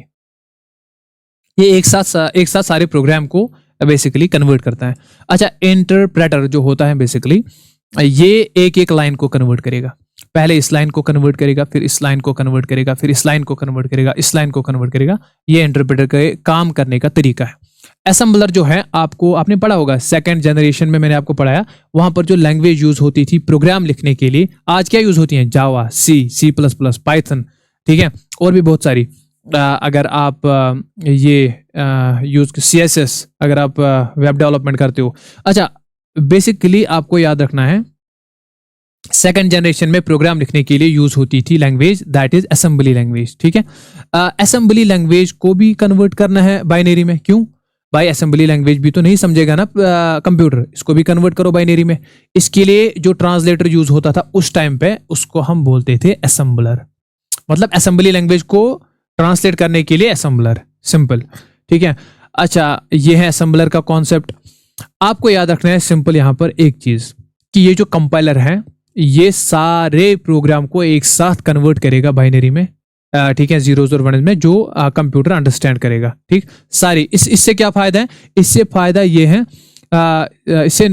है कि स्पीड इंक्रीज हो जाएगी। यहां पर जो है, एक सेकंड, यहां पर जो बेसिकली है स्पीड आपको मिलेगी बहुत जबरदस्त, ठीक है। चलो मैं थोड़ा अच्छे से यहां पर लिख लेता हूं आपके लिए। हो सकता है कोई सीरियस बच्चा जो है वो नोट्स बना रहा होगा। अच्छा, यहां पर देखो, स्पीड तो बढ़ेगी क्योंकि सारे प्रोग्राम को एक साथ निकल के उसको कन्वर्ट कर रहा है, तो स्पीड तो बढ़ेगी। लेकिन यहाँ पे पता है यहाँ पे डिमेरिट क्या है? डिमेरिट यह है कि यहाँ पे एरर करेक्शन काम होती है, एरर चेकिंग काम होती है, ठीक है, एरर करेक्शन काम होती है। क्यों? ये सारे प्रोग्राम को एक साथ कन्वर्ट करता है, मतलब बीच में अगर छोटे छोटे एरर भी होंगे वो इससे छूट जाते हैं क्योंकि स्पीड यहाँ पर बहुत ज्यादा है, तो एरर करेक्शन काम है। अच्छा, इंटरप्रेटर में क्या होता है? ये एक एक लाइन को कन्वर्ट करता है, किसमें? कंप्यूटर अंडरस्टैंडेबल लैंग्वेज में, यानी बाइनरी में। अब यहाँ क्या होता है? यहाँ स्पीड तो कम होगी, स्पीड क्या होगी? कम होगी, लेकिन यहाँ पे एक एडवांटेज है आपको, हर एक लाइन को एक एक करके जब चेक करेगा फिर कन्वर्ट करेगा, तो एरर डिटेक्शन जो है, एरर डिटेक्शन यहाँ पे बहुत हाई रहेगी। ये छोटे छोटे एरर को भी डिटेक्ट करेगा जो प्रोग्राम में होगा, ठीक है। ये यहाँ पे फायदा है, ये चीज आपको ध्यान रखनी है बस। इसके अलावा आपको नहीं पूछेगा कुछ भी एग्जाम में। Compiler, interpreter, assembler. तो यहाँ पे आते हैं वापस, हमने अभी तक क्या पढ़ा? देखो, हमने पढ़ा यहाँ तक, चलो इसको मिटा देते हैं पहले, ये हमने पूरा खत्म किया, ठीक है। ये हमने अभी नहीं पढ़ा अभी तक। अगर मैं आपको रिवाइज करवाता हूं वापस, हमने सॉफ्टवेयर पढ़ा, सॉफ्टवेयर के 2 टाइप्स पढ़ी, सिस्टम सॉफ्टवेयर और हमने पढ़ा एप्लीकेशन सॉफ्टवेयर, ठीक है। एप्लीकेशन सॉफ्टवेयर हमने पढ़ लिया। तो उसके बाद हमने देखा सिस्टम सॉफ्टवेयर में 2 टाइप्स हैं, सिस्टम मैनेजमेंट और सॉफ्टवेयर डेवलपमेंट। सिस्टम मैनेजमेंट में हमने देखा ऑपरेटिंग सिस्टम भी खत्म, हमने डिवाइस ड्राइवर पढ़ लिए, हमने यूटिलिटी प्रोग्राम में देख लिया इन सब का काम क्या होता है। सिस्टम सॉफ्टवेयर में दूसरा टाइप है सिस्टम डेवलपमेंट के लिए, जो सॉफ्टवेयर डेवलप करने के लिए यूज होते हैं, सॉफ्टवेयर बनाने के लिए उस टाइम पे काम में ले जाते हैं। लिंकर और लोडर का कॉन्सेप्ट हमने समझ लिया। डीबगर एरर दूर करता है, ये हमने समझ लिया, बग को दूर करते हैं प्रोग्राम में। फिर लैंग्वेज प्रोसेसर हमने समझ लिया, लैंग्वेज को ट्रांसलेट करते हैं बाइनरी लैंग्वेज में। उसमें हमने पढ़ा कंपाइलर, इसके बेनिफिट्स, इंटरप्रेटर हमने पढ़ा, असेंबलर हमने पढ़ लिया। ठीक है, तो ये पोर्शन आपका हो गया। ये जो सिस्टम सॉफ्टवेयर है, ये पोर्शन जो है इसका कॉन्सेप्चुअल जितने भी चीजें हैं इसमें वो आपकी सारी हो गई। ठीक है, अब हम मूव करेंगे टुवर्ड्स एप्लीकेशन सॉफ्टवेयर। देखो, एप्लीकेशन सॉफ्टवेयर का पहला आपको देता हूं मैं कॉन्सेप्ट में मैंने आपको बताया कि ये यूजर के लिए, ये हम जो यूजर बेसिकली एंड यूजर काम में लाता है। जैसे शॉपिंग मॉल की आपको एग्जांपल याद होगी, वहां पे मैंने आपको बोला था कि ये शॉप जो फाइनली होते हैं यूजर के लिए होते हैं। इसी तरह यहाँ पर जो आपका वर्ड सॉफ्टवेयर है, जो आपका गूगल क्रोम है, जो आपका जितनी भी एप्स हैं आपके मोबाइल पे या लैपटॉप में, वो सारे एप्लीकेशन सॉफ्टवेयर हैं जो आप यूज करते हो, जिनसे आप जो है काम, जिन पर आप काम करते हो actually, that is application software. ठीक, अच्छा, फिर हमने बोला एप्लीकेशन सॉफ्टवेयर के दो टाइप्स होते हैं। जो आप कंप्यूटर से बात करते हो थ्रू एप्लीकेशन सॉफ्टवेयर, आप तो डायरेक्टली जो है आप हार्डवेयर से बात नहीं करोगे, जैसे मैंने समझाया, आप एप्लीकेशन सॉफ्टवेयर के थ्रू ही बात करोगे, वर्ड से के थ्रू ही बात करोगे, अच्छा क्रोम के थ्रू ही बात करोगे, फ्लिपकार्ट अमेजॉन के थ्रू ही बात करोगे अपने प्रोसेसर के साथ। ठीक है, अच्छा, यहां पर जो है एप्लीकेशन सॉफ्टवेयर दो टाइप्स के होते हैं, जनरल पर्पस, ये होते हैं स्पेसिफिक पर्पस। मैंने आपको समझाया था। फिर जनरल पर्पस क्या होता है, जनरल पर्पस, चलो फिर से कॉन्सेप्ट को रिवाइज करते हैं एक बार। अब हम आगे एप्लीकेशन सॉफ्टवेयर पर, जिनको आप अपने मोबाइल फोन पे क्या बोलते हो, एप्स। ये एप्लीकेशन सॉफ्टवेयर होते हैं दो टाइप्स के। एक तो होते हैं general purpose, on the base of purpose कि ये किसके लिए यूज होते हैं। एक तो जनरल पर्पस, दूसरा होता है हमारे पास special purpose, special purpose software. अब देखिए यहां पर जनरल पर्पस ऐसे सॉफ्टवेयर होते हैं जो बहुत सारे टास्क्स के लिए आप यूज करते हो, बहुत सारे टास्क्स के लिए यूज करते हो। जैसे आपका एमएस वर्ड की ही एग्जांपल लेते हैं, क्योंकि सब आप इससे वाकिफ हो, इसलिए मैं इसकी एग्जांपल ज्यादा देता हूं। एमएस वर्ड में आप क्या करते हो, आप एमएस वर्ड में कोई भी डॉक्यूमेंट लिख सकते हो, जैसे आप रिज्यूम लिख सकते हो, ठीक है, आप लेटर लिख सकते हो या कोई और डॉक्यूमेंट लिख सकते हो। मतलब बहुत सारे कामों के लिए आप एमएस वर्ड को यूज कर सकते हो। सिमिलरली आप पीपीटी में कोई भी, पावर पॉइंट में आप कोई भी प्रेजेंटेशन बना सकते हो किसी भी टॉपिक की। आप एक्सेल को यूज कर सकते हो कैलकुलेशन के लिए, बजटिंग के लिए। इसी तरह जो ये जनरल पर्पस सॉफ्टवेयर होते हैं, इनसे आप बहुत सारे काम जो है वो करवा सकते हो, इन पर आप बहुत सारे काम करते हो। ठीक है, गूगल क्रोम जो है, क्रोम ब्राउजर पर आप कोई भी इंटरनेट की वेबसाइट जो है उसको एक्सेस कर सकते हो, बहुत सारे काम कर सकते हो यहाँ से, डाउनलोड, अपलोड वगैरह। तो ये होते हैं जनरल पर्पस, और ये जनरल पब्लिक के लिए अवेलेबल होते हैं, मासेस के लिए अवेलेबल होते हैं, कोई भी इनको डाउनलोड करके यूज कर सकता है। ठीक है, अच्छा, उनको, उनकी फंक्शनैलिटी, उनका इंटरफेस ऐसे रखा जाता है जो यूजर फ्रेंडली होता है, सब उसको यूज कर सकते हैं। That is general purpose software. Special purpose ऐसे होते हैं जो एक स्पेसिफिक ऑर्गेनाइजेशन के लिए बनाए जाते हैं। ठीक है, उसी के लिए डेडिकेटेड होते हैं। जैसे इनको भी यूज करते हैं आम लोग, लेकिन मसला ये है कि ये सिर्फ उस ऑर्गेनाइजेशन के ही काम करेगा। जैसे फॉर एग्जांपल अमेजॉन है, अमेजॉन एक बिजनेस है, अमेजॉन की एक ऐप आती है जो सब आप यूज करते हो, यहां से आप शॉपिंग करते हो। ठीक है, ये एक शॉपिंग ऐप है। ये किसके लिए बनी है, ये अमेजॉन की एक, और अमेजॉन एक कंपनी है, उसने खुद अपने लिए एक ऐप बनाई है अपने बिजनेस के लिए। आप तो यूज करते हो, लेकिन ये डेडिकेटेड है अमेजॉन बिजनेस के लिए, जहां पर आप सिर्फ क्या करते हो, एक डेडिकेटेड टास्क कर सकते हो, दैट इज शॉपिंग। ठीक, आप डाउनलोड करते हो IRCTC, यहां से आप रेलवे टिकट्स बुक करते हो। आप फॉर एग्जांपल यूज करते हो जोमैटो, यहां से आप क्या करते हो, यहां से आप फूड को ऑर्डर करते हो। तो इसका पर्टिकुलर ये डेडिकेटेड है एक ऑर्गेनाइजेशन की ऐप, जहां से आप खाली एक चीज कर सकते हो, दैट इज फूड ऑर्डर कर सकते हो। तो ये डेडिकेटेड टास्क के लिए बनी है, ये डेडिकेटेड टास्क के लिए बनी है, ये इस डेडिकेटेड टास्क के लिए बनी है।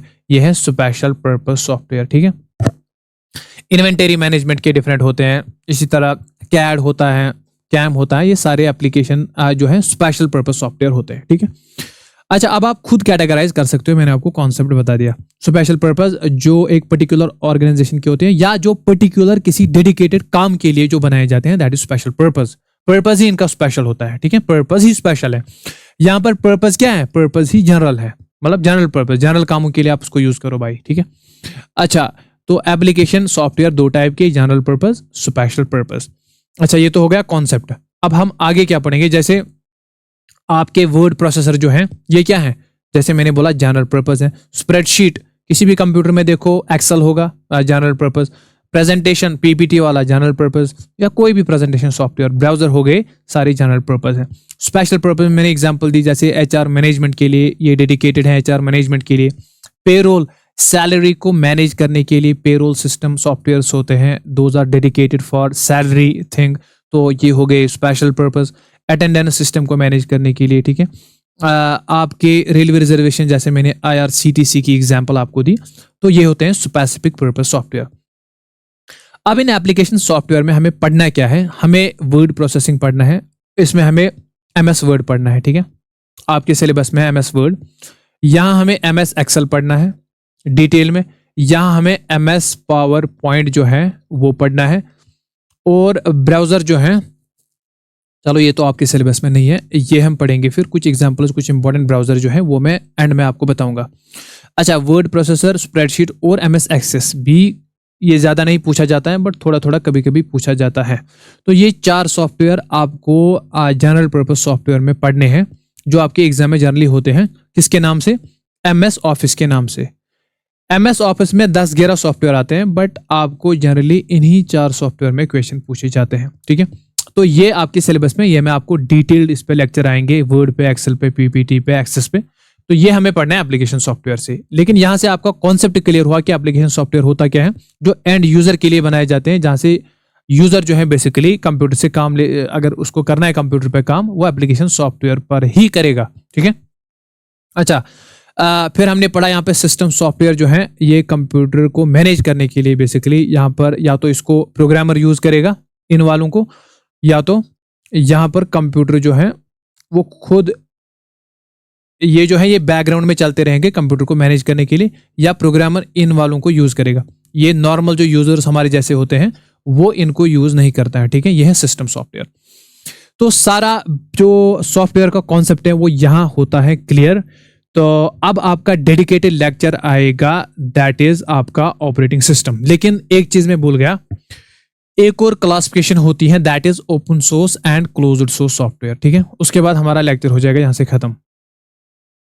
Open source and closed source software भी होता है, जो आपने सुना होगा, इसका कॉन्सेप्ट भी अब 2-4 मिनट में हम सीख लेते हैं। देखिए, एक और सॉफ्टवेयर की क्लासिफिकेशन होती है, that is open source software and आपके जो होते हैं क्लोज्ड सोर्स सॉफ्टवेयर। ये क्लासिफिकेशन किस बेस पर है, पहले हमें ये समझना है, ये क्लासिफिकेशन किस बेस पर की जाती है। जो क्लासिफिकेशन की बेस है वो है कोड। कोड मतलब देखो, प्रोग्रामर, अगेन प्रोग्रामर जो लिखता है प्रोग्राम मतलब बहुत सारे इंस्ट्रक्शन जो कंप्यूटर को देने हैं, भाई आपको कौन सा काम करना है, कैसे काम करना है, वो सब उसको देते हैं इंस्ट्रक्शन, उन इंस्ट्रक्शन को मिला के बोलते हैं प्रोग्राम। इसका दूसरा नाम होता है कोड। प्रोग्राम बोलो या कोड बोलो, एक ही बात होती है, ठीक है। अब सॉफ्टवेयर इंजीनियर ने कोड लिखा, उसने प्रोग्राम लिखा कंप्यूटर को। अब देखो, ये जो उसने प्रोग्राम लिखा ये किस लैंग्वेज में होता है, मैंने आपको बोला है, ये तो या जावा में लिखेंगे, ठीक है, या पाइथन में लिखते हैं, ऐसे लैंग्वेज में लिखा जाता है, ठीक है, C++, CSS। तो ये सारे होते हैं हमारे, इनको बोलते हैं HLL, high level languages. High level मतलब जो खाली ह्यूमन अंडरस्टैंड करता है, ठीक है। हम अंडरस्टैंड करके इस प्रोग्राम को हमने लिखा यहाँ पर, जो हमारे प्रोग्रामर होते हैं, तो that is human high level language, मतलब जो ह्यूमन अंडरस्टैंड करेगा। इन लैंग्वेज को यूज करके हमने प्रोग्राम लिखा, ठीक है। अब यहां पर एक इंपॉर्टेंट कॉन्सेप्ट है, देखो, ये जो हमारा कोड यहां पर तैयार हो गया, अगर इस कोड को हम फ्रीली अवेलेबल रखेंगे, अगर एक सॉफ्टवेयर हमारा तैयार हो गया, ठीक है, इस कोड को हमने लिखा है यहां पर, इस कोड को हम बोलते हैं सोर्स कोड। कोड कोड बोलो या सोर्स कोड बोलो, ठीक है। अभी ये हाई लेवल लैंग्वेज में ही है। जावा में हमने कोई प्रोग्राम लिखा, पाइथन, सी प्लस प्लस या जो भी लैंग्वेज में हमने लिखा, अभी हमने इसको ट्रांसलेट नहीं किया। मैंने आपको क्या बोला, इसको हम जब इसको कंप्यूटर को ये भाषा समझ नहीं आती है, पहले उसको ट्रांसलेट करना पड़ता है। कौन ट्रांसलेट करता है? Language translator, compiler, interpreter. ये क्या करते हैं? इस कोड को ट्रांसलेट करते हैं किसमें? ऐसे कोड में जो कंप्यूटर समझता है, जो कंप्यूटर समझते हैं, ठीक है। उस कोड को हम बोलते हैं object code. Object code, short में उसको ऑप कोड बोलते हैं। फिर लेकिन आपको याद रखना है, यह है सोर्स कोड, यह है ऑब्जेक्ट कोड, ठीक। अच्छा, जो यहां पर कोड तैयार हुआ, जो प्रोग्राम तैयार हुआ, जो प्रोग्रामर ने बनाया इस हाई लेवल लैंग्वेज में, जो कंप्यूटर अंडरस्टैंड नहीं करता है। देखो यहां पर मैंने आपको समझाया था, यहां पर मैं वापस ले चलता हूं आपको। यहां पर हमने चीजें सीखी थी, कहां पर हमने सीखा था? जो लैंग्वेज प्रोसेसर होते हैं, लैंग्वेज प्रोसेसर्स को हमने कहां समझा था? यहां पर देखो, लैंग्वेज प्रोसेसर में मैंने आपको यहां पे समझाया था कि जो बेसिकली आपके प्रोग्राम्स होते हैं, यहां पर उनको कन्वर्ट किया जाता है पहले किस में? बाइनरी लैंग्वेज में कन्वर्ट किया जाता है। जैसे कंपाइलर होता है, इंटरप्रेटर होता है, ये यही काम करते हैं।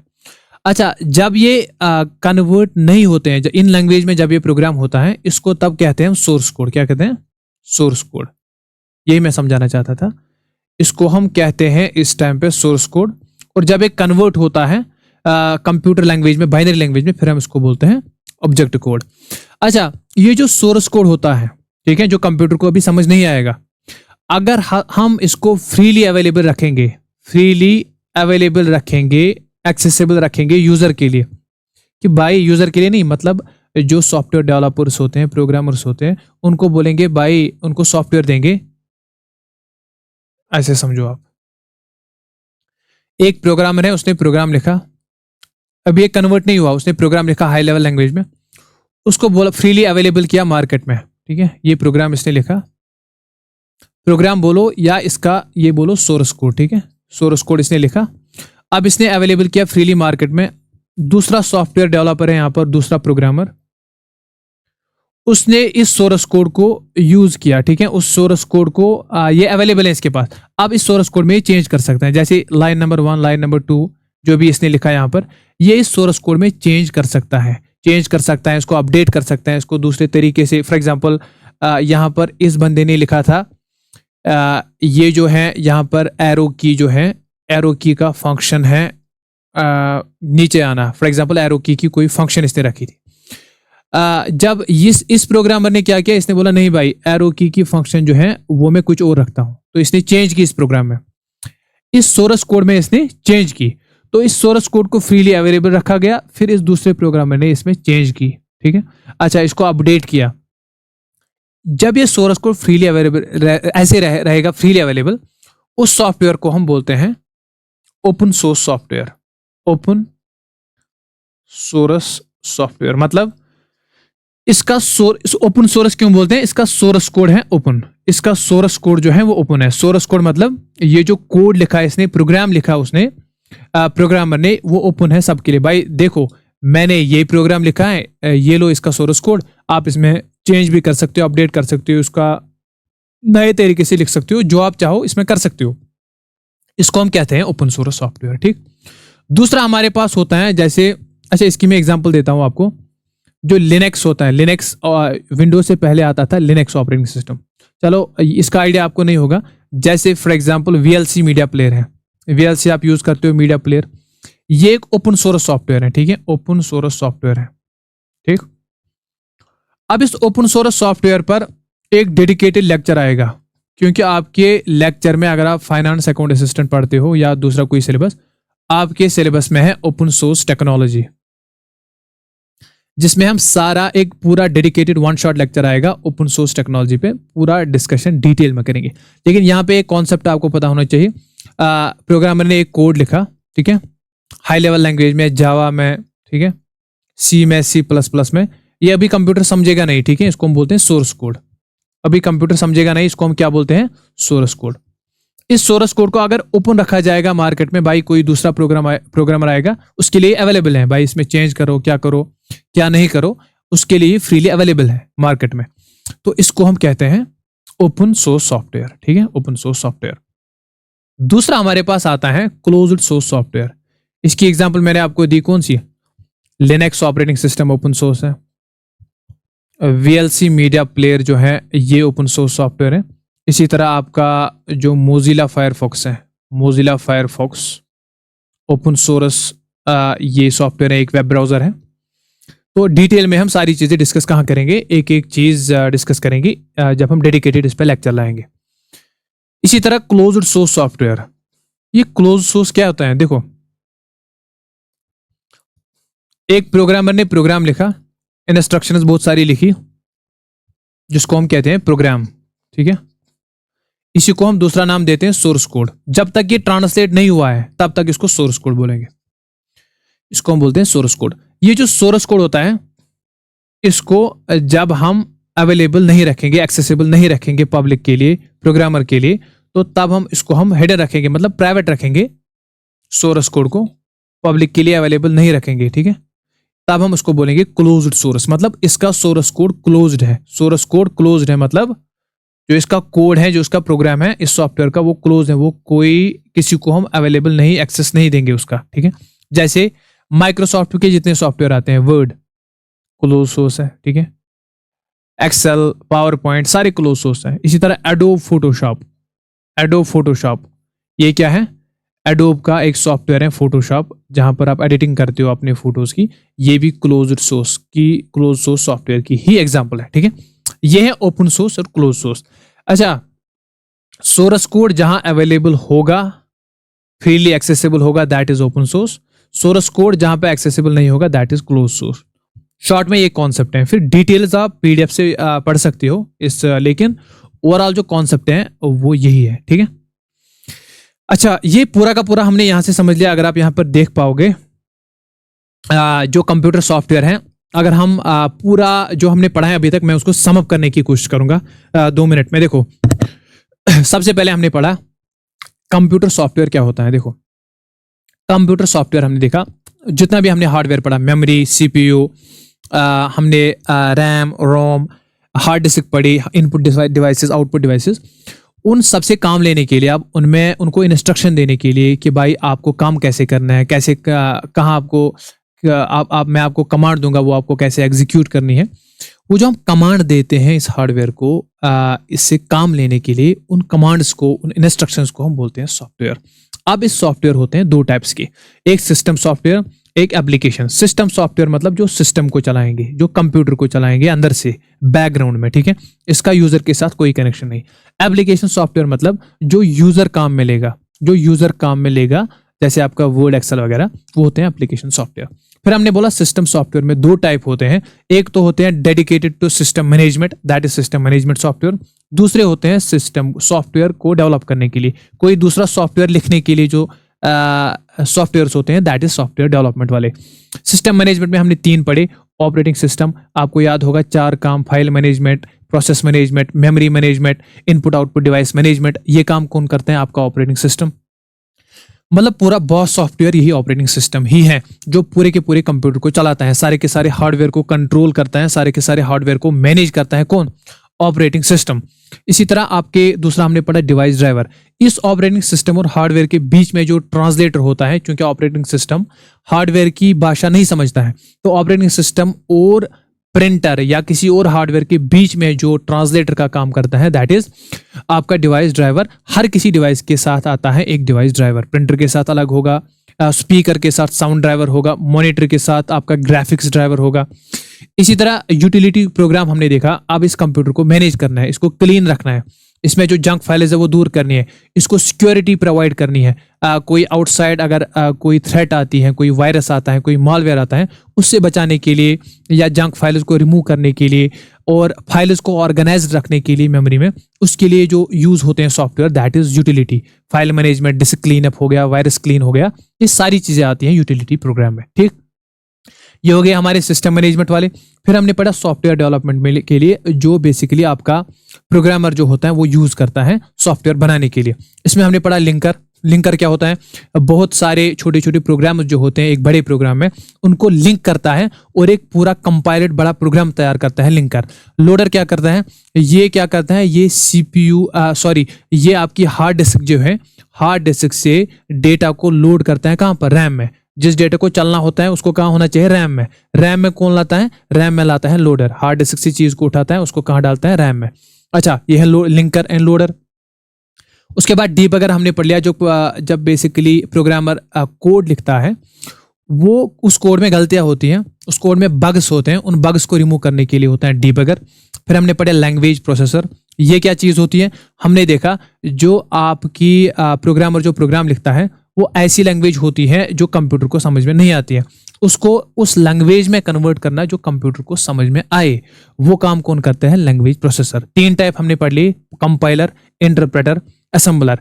असेंबलर सेकंड जनरेशन में यूज होते थे असेंबली लैंग्वेज को कन्वर्ट करने के लिए। कंपाइलर जो एक साथ पूरे प्रोग्राम को कन्वर्ट करता है बाइनरी लैंग्वेज में। इंटरप्रेटर जो लाइन बाय लाइन आपके प्रोग्राम को कन्वर्ट करता है। फिर हमने पढ़ लिया, ये पूरा है सिस्टम सॉफ्टवेयर। फिर हमने पढ़ा एप्लीकेशन सॉफ्टवेयर। इसके 2 टाइप आते हैं, general purpose, specific purpose. Application मतलब जो यूजर यूज करेगा, ठीक है। अच्छा, जनरल पर्पस जो बहुत सारे काम करता है, जिनको जनरल पब्लिक के लिए अवेलेबल रखा जाता है। इनसे हम बहुत सारे ये फ्लेक्सिबल होते हैं, इनसे हम बहुत सारे काम करते हैं। लेकिन स्पेसिफिक पर्पस ये डेडिकेटेड होते हैं एक टास्क के लिए, किसी स्पेसिफिक टास्क के लिए, इनको बोलते हैं स्पेशल पर्पस, ठीक है। जनरल पर्पस में वर्ड, स्प्रेडशीट, प्रेजेंटेशन, ब्राउजर वगैरह। और स्पेसिफिक पर्पस में हमने देखा जो सैलरी को मैनेज करने के लिए यूज होते हैं, जो अमेजॉन होता है, ठीक है, आपका फ्लिपकार्ट होता है, आपका जोमैटो होता है, ये सारे के सारे हैं special purpose software. I hope यहाँ तक सारी चीजें आपको क्लियर हैं सॉफ्टवेयर के बारे में। अब आपको कोई दिक्कत नहीं है। अगर आपको डिटेल में ऐसी चीजें पढ़नी है, आपको हर एक टॉपिक पे मॉक टेस्ट चाहिए, ये पीडीएफ। सबसे पहले मैं आपको एक बताऊं बात, बहुत सारे स्टूडेंट्स जो हैं वो मुझे टेक्स्ट कर रहे हैं। अच्छा, एक और कॉन्सेप्ट हमने पढ़ लिया, that is open source and close source. Open source में मैंने आपको बताया सोर्स कोड यहाँ पे फ्रीली अवेलेबल रहता है, और क्लोज्ड सोर्स में सोर्स कोड जो है वो फ्रीली अवेलेबल नहीं रहता है। जैसे एडोब फोटोशॉप हो गया, एमएस माइक्रोसॉफ्ट के सॉफ्टवेयर हो गए, वो सारे क्या है, क्लोज सोर्स। अच्छा, एक और यहाँ पर क्वेरी रहती है स्टूडेंट्स की, वो पीडीएफ को कैसे एक्सेस करें। पीडीएफ को कैसे आप एक्सेस कर सकते हो, बहुत सारे स्टूडेंट्स की टेक्स्ट मुझे आती है। तो आपको simply JKSSB master class, play store से आप डाउनलोड करो JKSSB मास्टर क्लास ऐप। ये ऐप आपको मिलेगी, डाउनलोड करके आपको मिलेगा कंप्यूटर नोट्स। कंप्यूटर नोट्स से एक कोर्स आपको मिलेगा, इसका प्राइस है 95 रुपीज। 95 रुपीज में आप पूरे कंप्यूटर के इन पीडीएफ को एक्सेस कर सकते हो। इन पीडीएफ की खास बात क्या है, खास बात सिंपल एक है कि 8 से 10 सोर्सेज से कंपाइल किए गए पीडीएफ है, ठीक है। ये इसमें खास बात है, बस और कुछ नहीं है। पढ़ाने का तरीका मेरा क्या है क्या नहीं है वो आप डिसाइड करोगे, लेकिन कंटेंट के बारे में मैं आपको बताऊंगा। कंटेंट के बारे में आपको ये एक्सक्लूसिव कंटेंट मिलेगा कंप्यूटर में, मतलब JNK में एटलीस्ट आपको ऐसा कंटेंट नहीं मिलेगा, इसकी मैं गारंटी देता हूँ। क्यों? क्योंकि मैंने सारे कोचिंग सेंटर्स का कंटेंट देखा है, और जितनी भी बड़ी किताबें आती हैं, बड़ी बुक्स आती हैं, जैसे अनीता गोयल है, ठीक है, जैसे आपकी जो आप पढ़ते हो अरिहंत की बुक पढ़ते हो, ठीक है, अनीता गोयल है, अरिहंत की बुक है, या फेमस जो कोचिंग सेंटर्स है सेंट्रल लेवल पे, परमार का कोचिंग सेंटर या दूसरा जो बड़े बड़े हैं, उन सारे सोर्सेज को कंसल्ट करके, SSC लेवल के सोर्सेज को कंसल्ट करके मैंने ये पीडीएफ तैयार की हैं। आप इसमें खुद भी देख सकते हो, जब आप कंटेंट देखोगे वहां पे फ्रीली एक अवेलेबल है कंप्यूटर फंडामेंटल करके, उसमें आप कंटेंट देखना, एक बार आपको अंदाजा हो जाएगा किस लेवल का कंटेंट है। ये मैंने सिर्फ 95 रुपीज में रखा है, कीपिंग इन माइंड कि जब मैं भी स्टूडेंट था मुझे पूरा पता है कि एक स्टूडेंट लाइफ में जो है स्टूडेंट के पास पैसे नहीं होते हैं, तो उस चीज़ को दिमाग में रखते हुए मैंने इसका प्राइस जो है 95 रखा, ताकि सारे बच्चे जो हैं, सारे स्टूडेंट्स इसको अफोर्ड कर पाए, उनको कम पैसे में जो है वो क्वालिटी मिले। ये जो है मेरा पर्पस रहता है। तो आप इसको एक्सेस कर सकते हो ऐप से 95 रुपीज़ में। इसके अलावा अगर आपको कंप्लीट कोर्स चाहिए, ये video lectures plus PDF plus आपको मॉक टेस्ट चाहिए, और डायरेक्ट मुझसे डायरेक्ट आप गाइडेंस चाहते हो, तो कंप्यूटर वन स्टॉप सोल्यूशन जो है, कंप्यूटर वन स्टॉप सोल्यूशन के नाम से मैंने एक कोर्स डिज़ाइन किया है। उस पर आपको 1-on-1 डायरेक्ट गाइडेंस मिलेगी। ये आप 190 रुपीज़ में जो है बाय कर सकते हो। तो ये 2 इन्फॉर्मेशन थी जो मुझे आपको देनी थी। इसके अलावा जो है आप हमारा टेलीग्राम चैनल ज़रूर ज्वाइन कर लेना। टेलीग्राम चैनल की लिंक जो है वो फर्स्ट कमेंट में मिलेगी, वो आप ज़रूर ज्वाइन करना। और टेलीग्राम के अलावा जो है आप हमारे साथ जुड़ सकते हो हमारी एप्लीकेशन डाउनलोड करके, और व्हाट्सएप पर आप पूछ सकते हो मुझे कुछ भी। मैं नंबर आपको फर्स्ट कमेंट में रखूंगा, कोई भी क्वेरी हो आप मुझे डायरेक्ट पूछ सकते हो। So thank you for watching the lecture. I wish you all the best for your exams. Bye bye, take care.